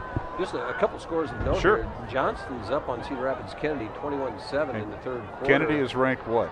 Kennedy was ranked 5th, and Johnston's, they're going to be a hard out. Southeast Polk 14 and Ankeny Centennial now 10 in the third quarter. Good game. Back to throw Provenza on 1st and 10, and he's being chased and fires the ball out, and the pass is caught right at the 20-yard line. Nice little route that time by Valley, and Provenza bought some time and found his receiver for a 1st down, and I believe that was Chase Hutchinson again. Yeah, I believe that was, and you had the two number 3s hitting each other. Justice Williams met Hutchinson right there, or no, that was Xavier Robinson, excuse me, on the replay here. And there's a good hit there by Justice Williams, and Xavier did a really good job of hanging on to that football. He certainly did, down to the 20-yard line. So a 25-yard reception by Xavier Robinson. The 6 foot, 165-pound sophomore receiver gives Valley a 1st down at the Dowling 20. 5.5 minutes to go here in the third quarter. And now a quarterback will keep the football. Provenza, but the old sweep play. We haven't seen a trap in a long time, Mr. Monroe, since my former color guy, Mr. Marcule, used to sit there. But now we see the quarterback sweep. Would you call that? Quarterback sweep, prepared the whole way, designed and run. Provenza did a nice job and strung it out. He did. You can see that little cross in him a little bit, can't you, when he played out there on the East Coast before he moved to Central Iowa. We mentioned earlier Michael Provenza, the senior, transferred to Valley, but his sister is at Dowling as a sophomore, right, Matt? Yes, yeah. There we go. I wonder how that'll resonate tomorrow morning. In the Provenza household. Back to throw with Provenza, fires out, lateral pass is caught out of the backfield, and struggling inside the 20 down near the 15-yard line is the tailback, and let's see which one it was for head coach Gary Swenson, and that was Robinson again. Xavier with the catch on a lateral pass. Yeah, just a quick play there. The Dowling defense wasn't fooled, stayed home, and was able to make a play on that to keep it to be a short game. So the ball now at the 17-yard line of Dowling. 3rd down and 7 for Valley. As the game clock is under 5 minutes to play here in the third quarter. Dowling leading 28-3 as we simulcast tonight on Iowa Catholic Radio and CISN. Here's a snap. Provenza back to throw on play action. Has 2 receivers in the area. He's going to run with it, and he run out of bounds right before the around the 10-yard line. They'll give him a gain of 7. It's 4-down territory anyway, and so you knew they were going to go for it again. And you see the replay. It looked like he was out in like a 12-yard line. They gave it to him on the 10. We're not in a good spot here. Yeah, we're a long ways away. I'm not doubting the officials there. But the one thing about it is it does create a 1st and 10. First and goal. First and goal, yeah. So they can't get a 1st down here. First and goal, Valley. Two receivers to the left, two to the right. They'll send a man in motion right to left. Provenza fakes the handoff to him. He cuts over right tackle and down near the 5-yard line. He'll pick up 5 yards. Second and goal, Valley from the 5. And this is where they hit their wall last time, Mr. Monroe. Can't remember. Right here, stopped him right here. They got down to the 10, they got down to the 5, and Dowling held him to a field goal. I'm impressed with Valley's quarterback, though. He runs hard. And this is, he becomes the focus right now because, again, he's rushed for 8 touchdowns. He's their leading rushing touchdown earner as the quarterback. So all eyes are on him as they get down inside the goal, inside the 10-yard line. Provenza has rushed for 8 touchdowns, thrown for 5 touchdowns, also has thrown for 4 interceptions this year. I formation, folks. And the handoff to the tailback, and he's hit and dropped at the line of scrimmage for no gain. Had the fullback in there momentarily, and no gain in the play. As the fullback that time was Omar Ballard, 5'4", 165, and trying to stack things up for the tailback there. I'll give you one guess who came off the bottom of the pile right there. Man, Jimmy Wanick at the bottom, and he wasn't letting go, and he hung on there. And when you're running that I formation, obviously you have that lead blocker looking for that linebacker, looking for someone to kick out, and Wanick coming from that middle linebacker position was able to stay in his lane and make the tackle. All right, the tailback here is Darius Mason. Put Price in motion left to right, 2 receivers left. Here's the snap. Provenza loses the football, and Provenza gets back on top of it, but not before losing yardage back to the 9-yard line. A loss of 4, and will bring up 4th and goal at the 9 for Valley. And we'll see on the replay here what happened. But Provenza came on top of the football. Ken, is that what you saw? I think so, yeah. He dropped it, came right back. What I was going to say, that Valley formation looked like something that Nebraska would have run. So, Jimmy Wanick's probably seen a few hundred of those plays. Probably has. Joe Hughes is going to kick himself tomorrow because that ball was laying right there in front. He didn't realize it was on the ground. I was surprised. Yeah. And Provenza, knowing it was on the ground, was able to dive on it on time, and Coach Swenson's going to call a timeout here on 4th down. We'll take a timeout. 2:20 left to go here in the 3rd quarter. Alongside Matt Maindring and John Chido, I'm Mark Amadale. As Ken Monroe joins us tonight, sitting in with us on our Iowa Catholic Radio. One of those celebrity guests we get every once in a while. Appreciate that. We'll take a break and come back here on Iowa Catholic Radio with Dowling Catholic leading 28-3, and also on CISN. Godfather's Pizza begins with the download. Order through my new online ordering app and start earning free pizza and sides. It's easy. Download the Godfather's Pizza online ordering app today. Do it. Do you know what the best part about being a dog is? You can hear disaster before it even happens. You know what they say about disaster. Sometimes it can inspire a symphony.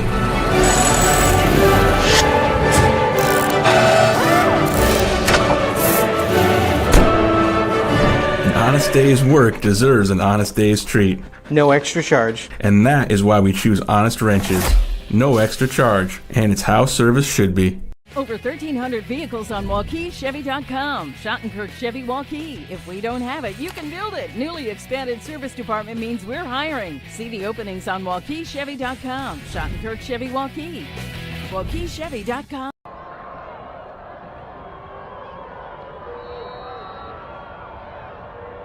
And we're back here at Valley Stadium. 4th and goal at the 9-yard line. Valley going for it. Now the little toss in around. They're going to throw it in the end zone. Man open, and he overthrew it.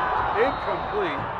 What a play that was by Valley. We'll see the replay as the intended receiver, Henrik Nimley, couldn't catch up with the ball, and he was open. He was open. He was open. He just, the young man the wingback who was on the reverse. We'll see it here on the replay, Matt. It's Provenza. He just led him too far. Yeah. The intended receiver was Henrik Nimley, and well set up. Good time for it. And John Chido, you're down there on the sideline.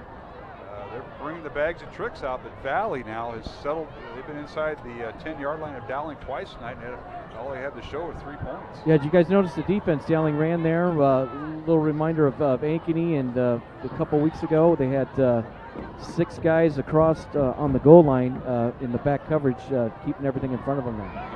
Page out of the old playbook. Is that what you're saying, John? There's a first down carry by the Maroons from their own 9-yard line to get across the 10 up to the 15-yard line, gain of 6. What are you referring to, Mr. Chido? Well, you know, what did Matt? What'd you call that defense that Ankeny was running? It was like the old radar defense. Yes. Radar defense. Yep. That's what Dowling was in on that possession here. Nobody with their hand on the ground. Well, the front guys did. The front guys. So did, it's a little bit of mixture, right? You know, but the back six were all standing well off the ball, facing it, trying to keep everything in front of them because it's 4th and 9. Dowling will keep the ball on the ground as 2nd and 4 for the Maroons. CJ Phillip with the football. The tailback. CJ Phillip, nice hard run right there. He was hit. He delivered the blow as he was entering into the defense right there. Was able to get another yard out of that. It creates a 3rd and 1, 3rd and 2 situation. And you know right now, Valley's selling out the line of scrimmage. They're bringing everybody because they know Dowling is pretty content to run the football right here. On 3rd and short, maybe not so much. You know, Smolik he's pretty reliable and you trust him. Well, it's 3rd and 2 for Dowling on their own 17. Just under a minute to play, 3rd quarter. Dowling leading 28-3 here at Valley Stadium. Up the middle they go. And first down for the Maroons, and that is C.J. Phillip as he gets stacked up across the 20, up near the 23-yard line, it looks like, gain of 6. And they got a great push by that offensive line. And that's been, you know, we've kind of undersold that. We're talking about all the skills position, but Rockers, Batterton, Shelton, Agos, and Nahas, and Freylak's been in there a time or two. And I know they've got some rotation with Coach Pollock on the offensive line, Matt. And they're right there. They got 4 yards when everybody in the stadium knew they were going to run the football. Valley brings everybody up, and they were able to win the line of scrimmage and gain 4 yards. So it's 1st and 10 Maroons from their own 23-yard line. 2 receivers right. Handoff goes to Phillip again over the right side. Follows a block of Agos and Nahas and bowls his way across the 25 to about the 26 or 7-yard line. Again, they're picking up 4 or 5 yards a carry. Tough yards, and that's what Dowling wants right now. As the clock winds down, 28-3 at the end of the 3rd quarter. End of the 3rd quarter, we'll take a break. From Valley Stadium on a chilly night, temperature in the upper 40s. The rain is held off, and we've got 1 quarter left. Dowling 28, Valley 3. As we move to the 4th quarter on CISN and Iowa Catholic Radio. Used vehicles are created equal. DeArmond certified used vehicles have a big advantage. What sets us apart is that all used vehicles receive a 175-point inspection. Carfax report, 2 oil changes, collision deductible coverage, and wheel dent and windshield repair. Also, all DeArmond certified come with 2 warranties. A 1-year 12,000-mile bumper-to-bumper and a 2-year 100,000-mile powertrain. DeArmond Ford Indianola, DeArmond Automotive Knoxville, DeArmondAuto.com. Mornings, they can be hectic. Let's go! So can your car. So to get a free pickup, drop-off, or delivery, head over to Honest Wrenches. And their loaner vehicles? No extra charge. Find your peace of mind with even more wonderful services. Every vehicle that comes in gets a full visual inspection and a 5-year, 50,000-mile warranty. No extra charge. Head on over to Honest Wrenches. No extra charge, and it's how service should be.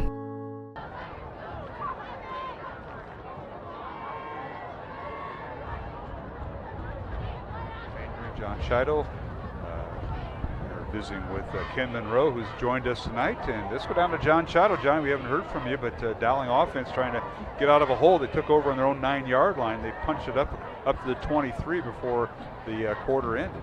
Yeah, and you know, this is only the 2nd possession of the half for Dowling. When you don't get the ball to start the 2nd half, and Valley, you know, they ate a lot of that clock on that last drive, and they weren't able to get the ball in or convert on that 4th down play, and so this is only Dowling's 2nd possession, and you want to make sure you convert on this and really try to put this game out of reach, and especially being up 28-3, and when time becomes a big factor for Valley.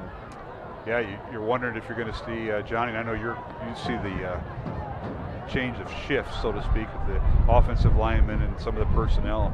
You're going to see if Coach Wilson and the assistant coaches get some of the other personnel in when they can.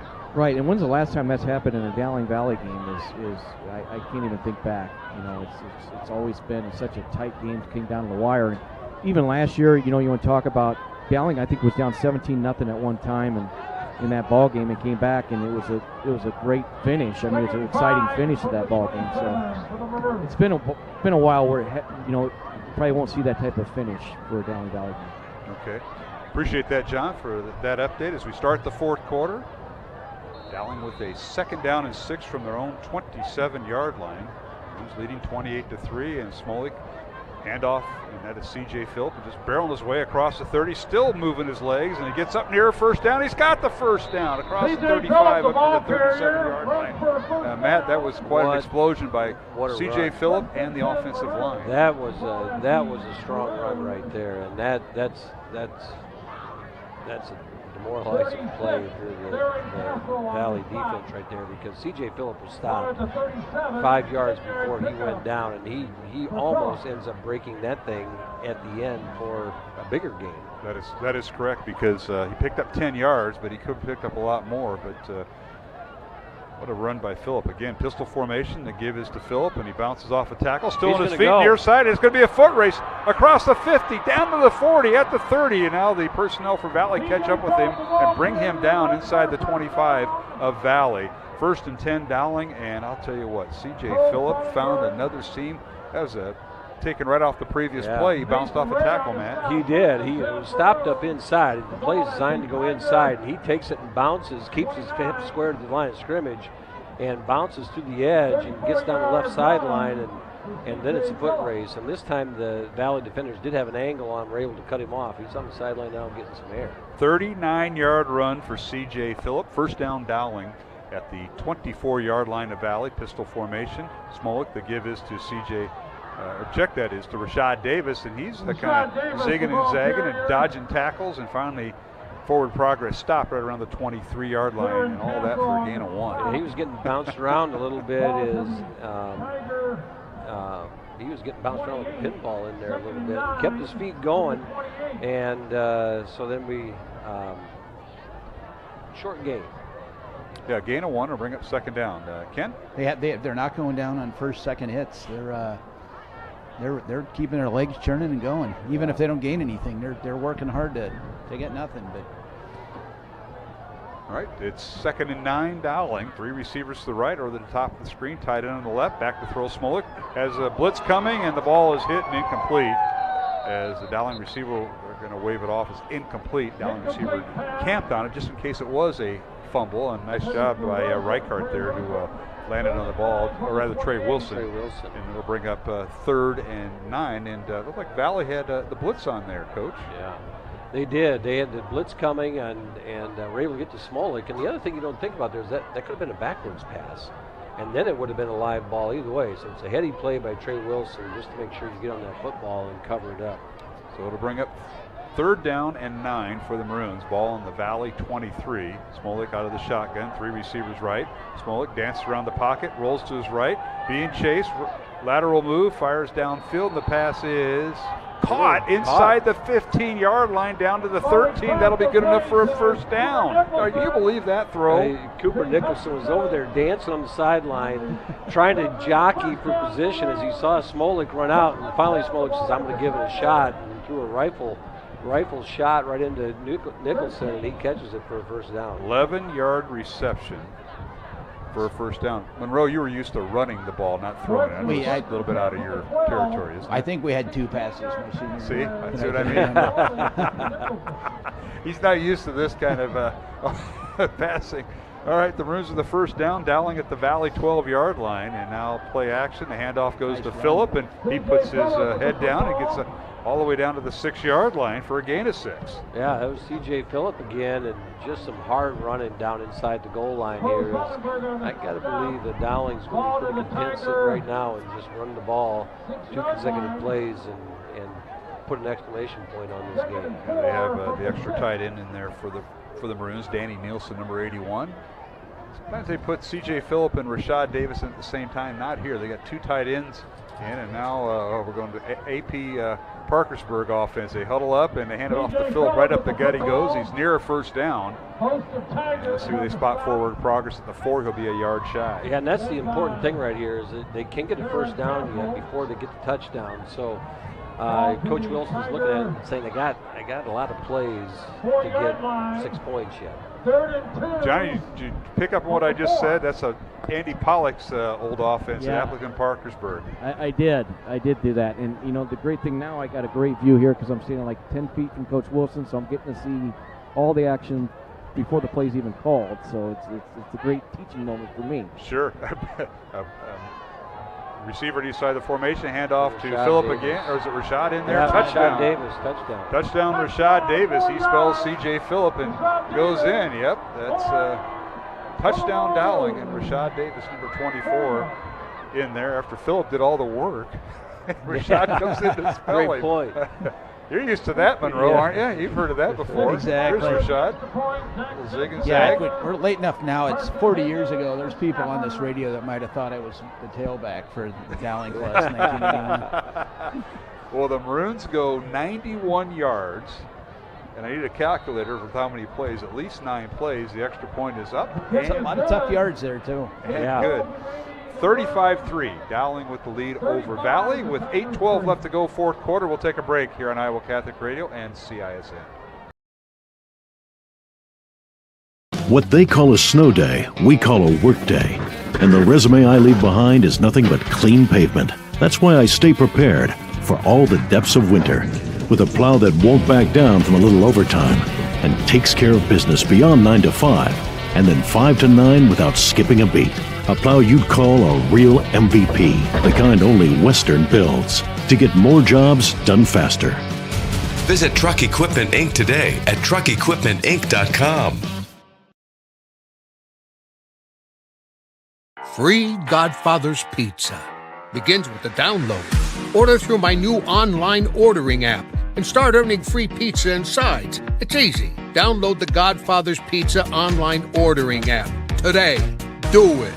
Over 1,300 vehicles on WaukeeChevy.com. Schottenkirk Chevy Waukee. If we don't have it, you can build it. Newly expanded service department means we're hiring. See the openings on WaukeeChevy.com. Schottenkirk Chevy Waukee.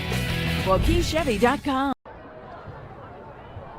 And we're back here at Valley Stadium. Mark Amadale alongside Matt Mandering. John Chido on the Dowling sideline. We'll go down to him after this kickoff, and it's going to be fielded by Valley at the 2-yard line. Oh no, and on the return up the near sideline. And finally wrestled down. Not bad, at the 25-yard line. And I'll tell you what, that was dangerous there, that kickoff return by the Tigers. But Valley will have it first and 10, trailing 35-3 to Dowling Catholic. And you know, we talked a little bit about this series before tonight's pregame, but no team in this series goes back to the late 60s, early 70s. No team has ever won more than 3 in a row. Tonight, history is made. Dowling will win their 4th in a row over Valley. And if you count the COVID game, it's actually 5 in a row, but we didn't until it's part of the equation. But that's amazing with these two teams going in. Now Provenza with the first down, and he hands it off to his tailback from the 27-yard line and hit and dropped immediately. And Maroons, I don't know if they've starting to see some new numbers out there for both teams, but that was quite the hit there. That was a hit. He was wrapped up on the legs and stood up, and the Dowling defender comes along and lead. It was Noah Seamer came in there and finished the tackle. Loss of 1 will bring up 2nd and 11. Try to go down to John after this play because Valley does huddle up. Provenza out of the shotgun. He's got Darius Mason as his tailback. Back to throw. Dowling with the blitz on. Fires it out. Caught right side. And getting up near a first down is the receiver. That's going to be a first down. Yeah, and that was Xavion Robinson with the catch. And a first down, as you're right now. Good spot there. Johnny, before we, I know Valley's going to go in hurry-up mode, but the Maroons now with 3 rushing touchdowns tonight, 2 by C.J. Phillip, and that last one by Rashad Davis. Yeah, their offensive line started out the game really good job controlling the line of scrimmage, and then, you know, Dowling had some success through the air, and then they went back to the running game. But it's been a great night, both offensively, running the football and passing the football. All right, Provenza, who's been doing all the running for Valley, gets loose and decides to keep the football, and gets out of bounds short of midfield. And gentlemen, we're going to start talk about talk to tonight. We'll talk to Coach Wilson after the game, but some players to think about. Mr. Monroe, you're worth your weight in gold. You can get in part of this nomination process here. You know, it's a lot of kids to pick from. Boy, they look good. They look good. We have linemen. I know you being a former nose guard, you might want to talk to. Oh, and we haven't talked to Rumley yet, have we? He had his first sack tonight early in the game. We might have to do that. That'd be a credit to our partner here, Ken Monroe, former Dowling nose guard. Do you have the ring underneath your face mask back like Larry Zonka did as a fullback? Okay. No, I just asked. I have a 7 and 7/8 size head, so Sean Moore and I decided to that the last gigantic helmet. There's another consular, another lawyer, First down Valley, nice run by that time by the Tigers. They get across midfield and down to the Dowling 44. They're starting to churn out a few yards here in that Valley offense we do have some new jerseys out there for the Maroons. All right, and Matt, I know you've got some scores. We passed along a couple. We'll try to get it after maybe after this play. Tigers go with a tight formation. Two receivers on the outside of the tackles, and now they have Price, and they'll give it to him, a little toss to him. And Aiden trying to turn the corner, and he's hit and dropped at midfield. There'll be a loss of 6, maybe 7 on the play. Great tackle out there. All right, Matt, go ahead with I think that was Kenny James. Yeah, Kenny James. Remember last week they were going after him. Yeah, Saucer was picking on him. Yeah, That's he was right, trying to, and right there, Kenny James just come up and made a great play. Abe's quarterback. Give us a few scores, Matt, that you have jotted down. You bet. Waukee is throttling Urbandale right now, 30-0, and kind of a surprise in the third quarter. And 28-7, Johnston up on Cedar Rapids Kennedy, and Southeast Polk has now extended over Centennial, 35-10. All right, appreciate that. It's 2nd and 16 Valley from midfield. Provenza, the quarterback, will keep it around left end and fights forward and dives forward and finally right at the original sticks at the 44, maybe the 43 of Dowling. Got some of that yardage back. I'll bring up 3rd and 9 for the Tigers in the final 5:45 of the fourth quarter. Dowling leading 35-3 as we simulcast tonight here on Iowa Catholic Radio and CISN. Mark Amadale joined by Matt Maindring in the booth. And Ken Monroe, our special guest. The COVID winner. Yeah. The one score I haven't got yet is the Ankeny Waukee Northwest score. If someone can choose Mark that score, that'd be great. I think everybody has my number. Yeah, I know. That's why. Everybody has the principal's number. I'll be glad to give that out. There's a pass far side. Caught first down Valley inside the 30. Nice pass that time by Provenza. We've seen his legs, and that time he found Robinson and Damian with the catch. And I'll tell you what, Xavion rather, with the catch, and he's you can feel it. He's taking some hits tonight, the young sophomore. Walking back a little slow there, and Kenny James comes up and makes the play. Nice throw there on the sideline was it on the finish there? Jimmy Wanick. So that'll be down to the Dowling 25, gain of 25 by Robinson, and now here's a snap. Provenza throws in the end zone, and he's trying for the quick post pattern. Pass is broken up, incomplete, as he threw into double coverage that time, and Dowling met him right there in the end zone. I believe it was Jake Anderson in coverage right there with, it looked like Noah Seamer on the underneath coverage, and Jake Anderson makes a really nice play in the end zone on Xavion and breaking that up. So that'll stop the clock with 4:41 to go. 2nd and 10 here in the fourth quarter. Valley at the Dowling 25. Maroons leading 35-3. And again, we'll have our post-game show. We're taking nominees now of who to interview. John Chido will be on the field with some Dowling players following the game. Here is Provenza, a play-action fake. Fires it out near side. Pass is caught, and the receiver broke a few tackles. Now he's got the rest of the Dowling defense's attention and finally run down at the 25-yard line or so. They're going to spot forward progress up to the 22. And a nice catch that time by Henrik Neinwald. Yeah, it was a nice strong run there. He was not going down, and give that young man credit. He broke the first 2 tackles, kept going after it, and it took a gang of them to get him down at the end. Gain of 3 for Neinwald. Next up for Valley, they finish out the regular season at Roosevelt and Drake Stadium next Friday night. For Dowling, Maroons are home against Waukee next Friday night. It'll be Parents' Night, and we'll recognize the Dowling parents.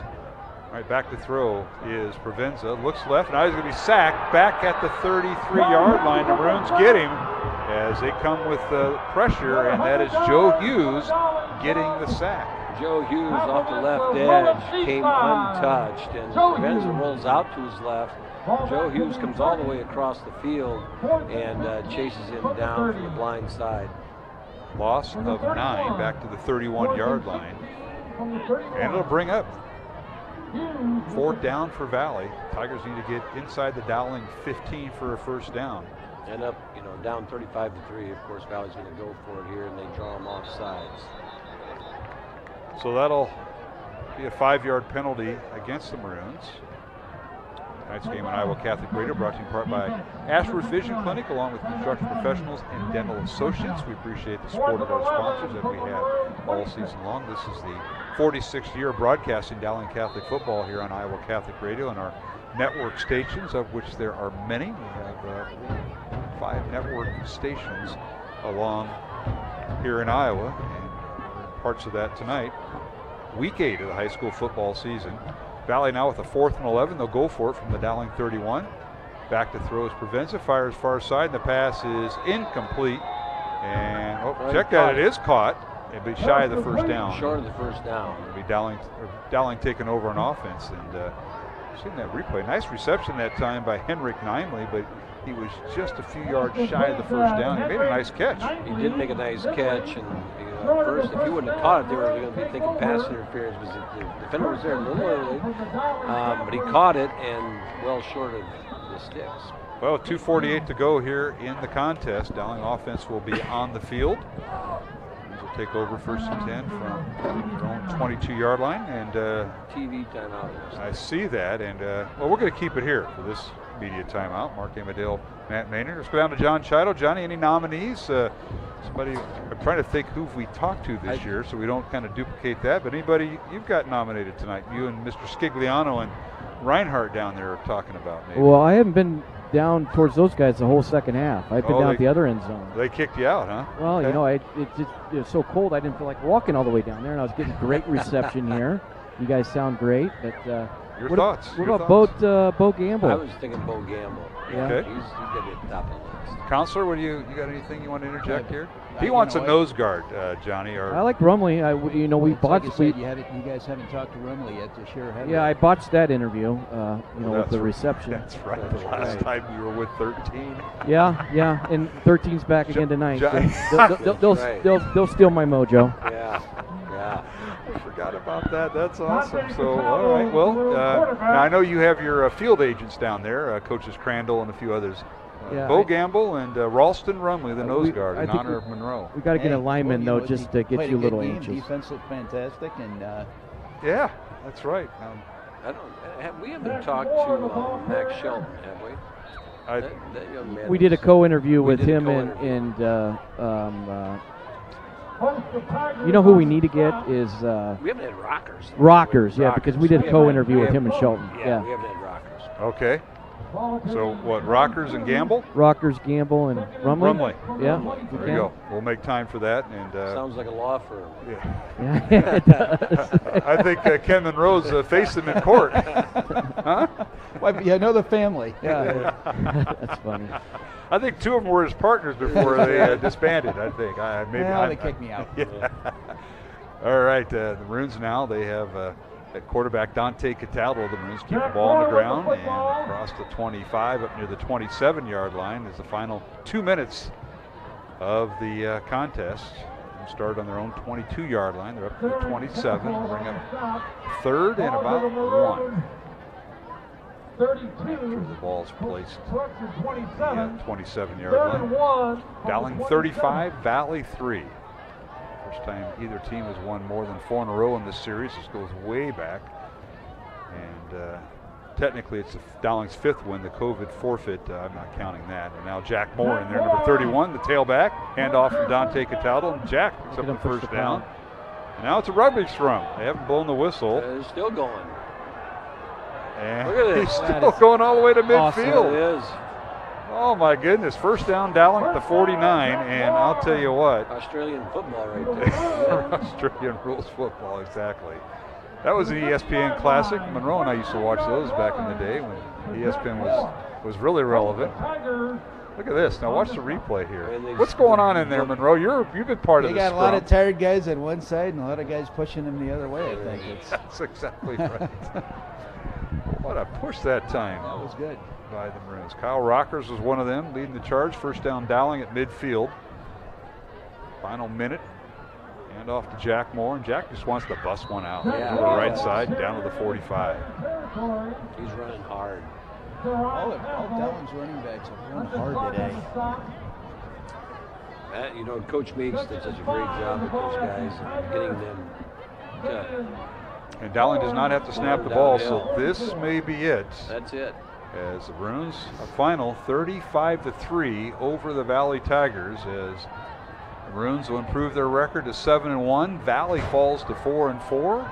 And of course, RPI determines who makes the playoffs. I think Valley's going to be okay if they get the victory at Drake Stadium next Friday night. They'll be 5-4 into the playoffs. And of course, Dowling has the #1 seed. Will they have it after the formula is redone on Monday? We'll see. But congratulations to Tom Wilson and Dowling Catholic. 35-3 winners over the Valley Tigers here at Valley Stadium. And Matt, it all started early in the first half. The Maroons got out to a 7-0 lead, but 21 points in that second quarter propelled the Maroons. Tonight it was all about the lines. The defensive line, offensive line on both. Dowling dominated the line of scrimmage on both sides of the ball and really just set the tone. And the other thing is, Jackson Smolik making plays. And, we got into trouble a couple times, and Jackson Smolik found the people he needed to in time, and just a complete game. Let's take a look at our final game statistics. We want to thank Jared Seifert, one of the other Dowling math teachers. I don't know who the department had. I never did get an answer from Kelsey the principal. Stodaker. Oh, you did say that. Kelsey I'm sorry. Stodaker, First of all, I thought Mary Beth Wiskus was, and I didn't get that update as they changed their personnel. You talk about the Maroons changing tailbacks and tight ends, Monroe. Then I get 3 times and had 3 different teachers. Yeah, but that was in college. No, wasn't I was it? in high school. Oh, you did. I was okay. at Dowling High School. Okay. All right. I was a slow learner. Yeah. Well, you learned. All right, let's run through this final statistics. Dowling with the win tonight, 35-3 here on CISN and Iowa Catholic Radio. The Maroons with 447 yards of total offense. Valley with 210. The Maroons had 188 yards in the air and 259 yards on the ground. Valley with 154 yards of passing and 56 yards rushing. And the Maroons were penalized 4 times for 34 yards. Valley penalized twice for 22 yards. Dowling punted once tonight for 40 yards. Valley punted 4 times for 36-yard average. Dowling with 23 first downs. Valley with 15. Jackson Smolik, 12 out of 18 passing, 188 yards and 2 touchdowns and no interceptions. Michael Provenza for Valley, 18 out of 24 passing, 154 yards, no touchdowns and no interceptions. Leading rusher for Dowling, C.J. Phillips, 17 carries, 170 yards and 2 touchdowns. Rashad Davis, 15 carries for 51 yards and a touchdown. Jack Moore, 4 carries for 38 yards. For Valley, their leading rusher was their quarterback, Michael Provenza, 19 carries, 45 yards. Damon Head, 2 carries for 10 yards, and Darius Mason, 5 carries for 1 yard. Leading receiver for the Maroons, Bo Gamble, who we hope to catch up with in our postgame show, 5 catches for 78 yards and a pair of touchdowns. Cooper Nicholson, 4 catches for 55 yards. Jalen Thompson, probably the catch of the night, 2 catches for 46 yards. And Trey Wilson, 1 catch for 9 yards. For the Valley Tigers, Xavion Robinson, 6 catches for 83 yards. Aiden Price, 8 catches, 54 yards. Chase Hutchinson, a catch for 8 yards. Hendrick Nimely, 1 catch for 8 yards. And Damon Head, 1 catch for 3 yards. And Darius Mason, 1 catch for -2 yards. So let's look at the numbers tonight. Again, Dowling with a total offense of 447 yards, Valley with 210. We'll take a break, come back. We'll take a 2-minute break on our network stations and go to our postgame show. Again, the final, Dowling 35, Valley 3 from Valley Stadium in West Des Moines. Western lets your UTV power through the storm. The Impact V Plow and Impact Straight Blade with the features the pros demand. Custom tailored for your UTV. And to keep your work top-notch, rely on the Tornado UTV Hopper Spreader. Now that's a job well done. Western, more jobs done faster. Visit Truck Equipment Inc. today at truckequipmentinc.com. I'm off to college.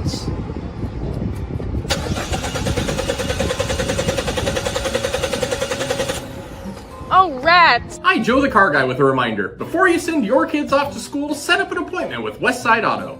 We check everything from tires to belts, fluids, hoses, wipers, and lights. 44 inspection points to help prevent that "oh rats" moment for your students. Call us today to set up your appointment. We'll have your kids off to school saying, For the best, head west. Westside Auto. We all love a good win, however small or ordinary. Losing track of time, finding yourself with a few extra dollars in your pocket, soaking up the perfect Iowa day. These are the everyday delights and small victories that make us smile. These are the moments that connect us all as Iowans. And these are the moments that, more often than not, start with Iowa's farm families and the corn they're growing. Because when corn grows Iowa, Iowans win. Ever have one of those awkward moments when a business disappointed you? You got ripped off? Didn't get what you expected? The Better Business Bureau can help you avoid these uncomfortable situations. BBB accredited businesses are honest, ethical, and reviewed annually by the BBB. Don't experience another awkward moment with a bad business. Trust the ones that operate with integrity. Look for the BBB seal. It's the sign of a better business. And find a better business anytime at bbb.org. Hi, this is Chris from Fireplace Superstore, and you've probably noticed there's shortages on most everything in the market today. Well, Heat and Glow has helped us out this year, and they are focusing their energy on their gas fireplace inserts. So if you've got a drafty old wood-burning fireplace and you want to get it retrofitted into a beautiful high... Bo Gamble, outstanding receiver, had a pair of touchdown catches tonight, and also Ralston Rumley, the Dowling nose guard. But take it away, Johnny. Well, I'm here with Bo Gamble first. Bo, congratulations first and foremost on the victory tonight over your rivalry with the Valley Tigers. But what a night for you, huh? 2 touchdowns. I think you had 5 receptions. They said 78 yards. Fantastic night for you. But go back to that first touchdown. We were talking about it off air a little bit. It was kind of a scramble play, as you mentioned, but can you kind of walk the audience through that? Yeah, we had a comeback route on the inside from Cooper, and Jackson was flushed out to the right, and I just carried my slant route out all the way to the back corner of the end zone, and he was able to find me back there. So you guys work on a lot of those situations, those types of situations. I know, like the 2-minute drill and stuff like that. Is that one of the situations kind of like that you guys work on in practice? We work on the scramble drill pretty much every practice, and that's when if Jackson's flushed out, we just get to our spot, and he can find an open receiver downfield and basically get something out of nothing. You know, in the other going to the second touchdown, it was I don't know if it's a wheel route, but it was in between coverages there maybe, and he found that open zone, and then the great run after the catch. We had hit the out route twice before, and Jackson realized that they were going to bite on that, and he was able to stick it in there in between the safety, and I just caught it, made a move, and got upfield as fast as I could. We worked on that in practice, so I was expecting it, and he just made a great throw, and it was a great play, great team win. Started in practice though this week. We're really focused and ready to go. Well, thank you so much for taking the time with the interview, and best of luck throughout the way. Thank you. I appreciate it. All right, John Chida with Bo Gamble, Dowling receiver, had caught a pair of touchdowns tonight from 10 yards and 36 yards from Jackson Smolik, and Dowling's win 35-3 over Valley. Back down to John Chida with the nose guard, the guy we've been waiting to talk to all year, and that's Ralston Rumley. Take it away, Johnny. Well, Ralston, I first want to apologize for the first interview. WHO got you, but Iowa Catholic Radio, we couldn't get you on the air, but we got you now. And what a game for you and in the Dowling defense. Thank you. It's really just a team effort there. We had Carson, Cody, and me. Just taking on the front and having to do what you have to do, making plays and adjusting to everything that they threw at us. Well, it seems like, with that 3-man front, a little bit different than what you guys ran last year with the 4-4 defense down here, a 3-man front. And it seems like the more games you guys play, the more you guys get adjusted to it, and kind of you have a lot more movement, and you really have found your footings with that defense. Yeah, and it's been a lot of practicing and gaming and just kind of like feeling for things. This is our first year running it, and also having some very powerful defensive linemen. Because you guys have to take a lot of punishment a little bit, and you're taking on a lot of double teams and stuff like that and letting the linebackers run free, and it seems like you've done a nice job. You come up with your second sack of the season? Yeah, and we really just put it on linebackers. Hey, defensive linemen aren't supposed to make plays. It's the linebackers. Spoken like a true defensive player. Ralston, thank you so much for your time, and best of luck throughout the way. Thank you. All right, it's good to have Ralston back. Staying healthy is one of the wrestlers in the Dowling wrestling program. Matt, as you know, is the Maroons coming away with the victory, 35-3 here at Valley Stadium. Of course, the Cars, they're all waiting. Hopefully, I think they're listening to you and I. Maybe not. I don't know. Yeah. Who knows? But John Chido's down there, and I know Johnny's going to catch up with Tom Wilson. And, of course, we're battling the media. We have WHO TV here and a few other radio stations, so we'll go down to Johnny when we can, I think he's got him right now. All right. John Chido with head coach Tom Wilson following Dowling's win tonight. Take it away. Coach, congratulations on a great victory tonight against the Valley Tigers, and it seems like you had a lot of nice things going early on with the running game and just kind of continue on and through the air too, and the defense really stepped up tonight. Oh, they did, and I thought Jackson managed it really well, to be honest with you, because we got the run game going. A lot of those was RPOs and his reading, and at one point in time during a timeout I said, we're running the ball right at him, let's not mess around, and that was really during that first drive, and Jackson did, and then that opened up things later, and I really thought Jackson did some special things with the receivers, and it was just fun to watch our kids compete. And it seems like you had just a few penalties this ball game, which is phenomenal, and then when you did have that one, you got one back, and then you guys converted in the red zone there to top it off. Yeah, honestly, a really good officiating crew. Those guys do a lot of college games, and they let us play, and our kids played fairly clean, and really Valley did too. Yeah, it was a great victory for you guys. Congratulations again, and best of luck throughout the way. All right, thank you. All right.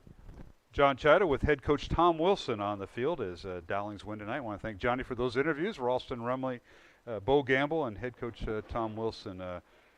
We got Kyle Rockers now. We got one more. Oh, Rocker stuck around. Yeah. He got the big tackle. All right. Well, Johnny, take it away with the Dowling left tackle, Kyle Rockers. Yeah, Kyle's he's on TV now. He's over on radio. I mean, he's at duty. He's been everywhere tonight. But first, how about the offensive lines? Right out of the gate, you guys just ran the ball down the field, controlled the line of scrimmage. A gap for your listeners. That's right over center and guard, but. And then you guys were able to punch the ball outside, but you guys really controlled the line of scrimmage tonight. Yeah, that's kind of one of our strengths this year, just up front, being able to run inside zone and knowing we're going to run it successfully. And that's just from hard work and success in the weight room, in the off season, all year keeping it going. Even into the season, keeping in the weight room, staying strong, being able to do that. Got to control the line of scrimmage. We talked about, it's going to be won in the trenches. That's what all ball games are, and being fundamentally sound. Coach Mainering mentioned that, early in the broadcast that, who's going to have the fundamentals and who's going to control the line of scrimmage, and you guys established that early and often, and then you were able to throw the ball a lot too. Yeah, really having that run game really sets up the pass game, which is helpful. We everybody is coached up greatly on their fundamentals by Coach Pollock, and then that really opens up the pass game once we run the ball successfully. Well, congrats.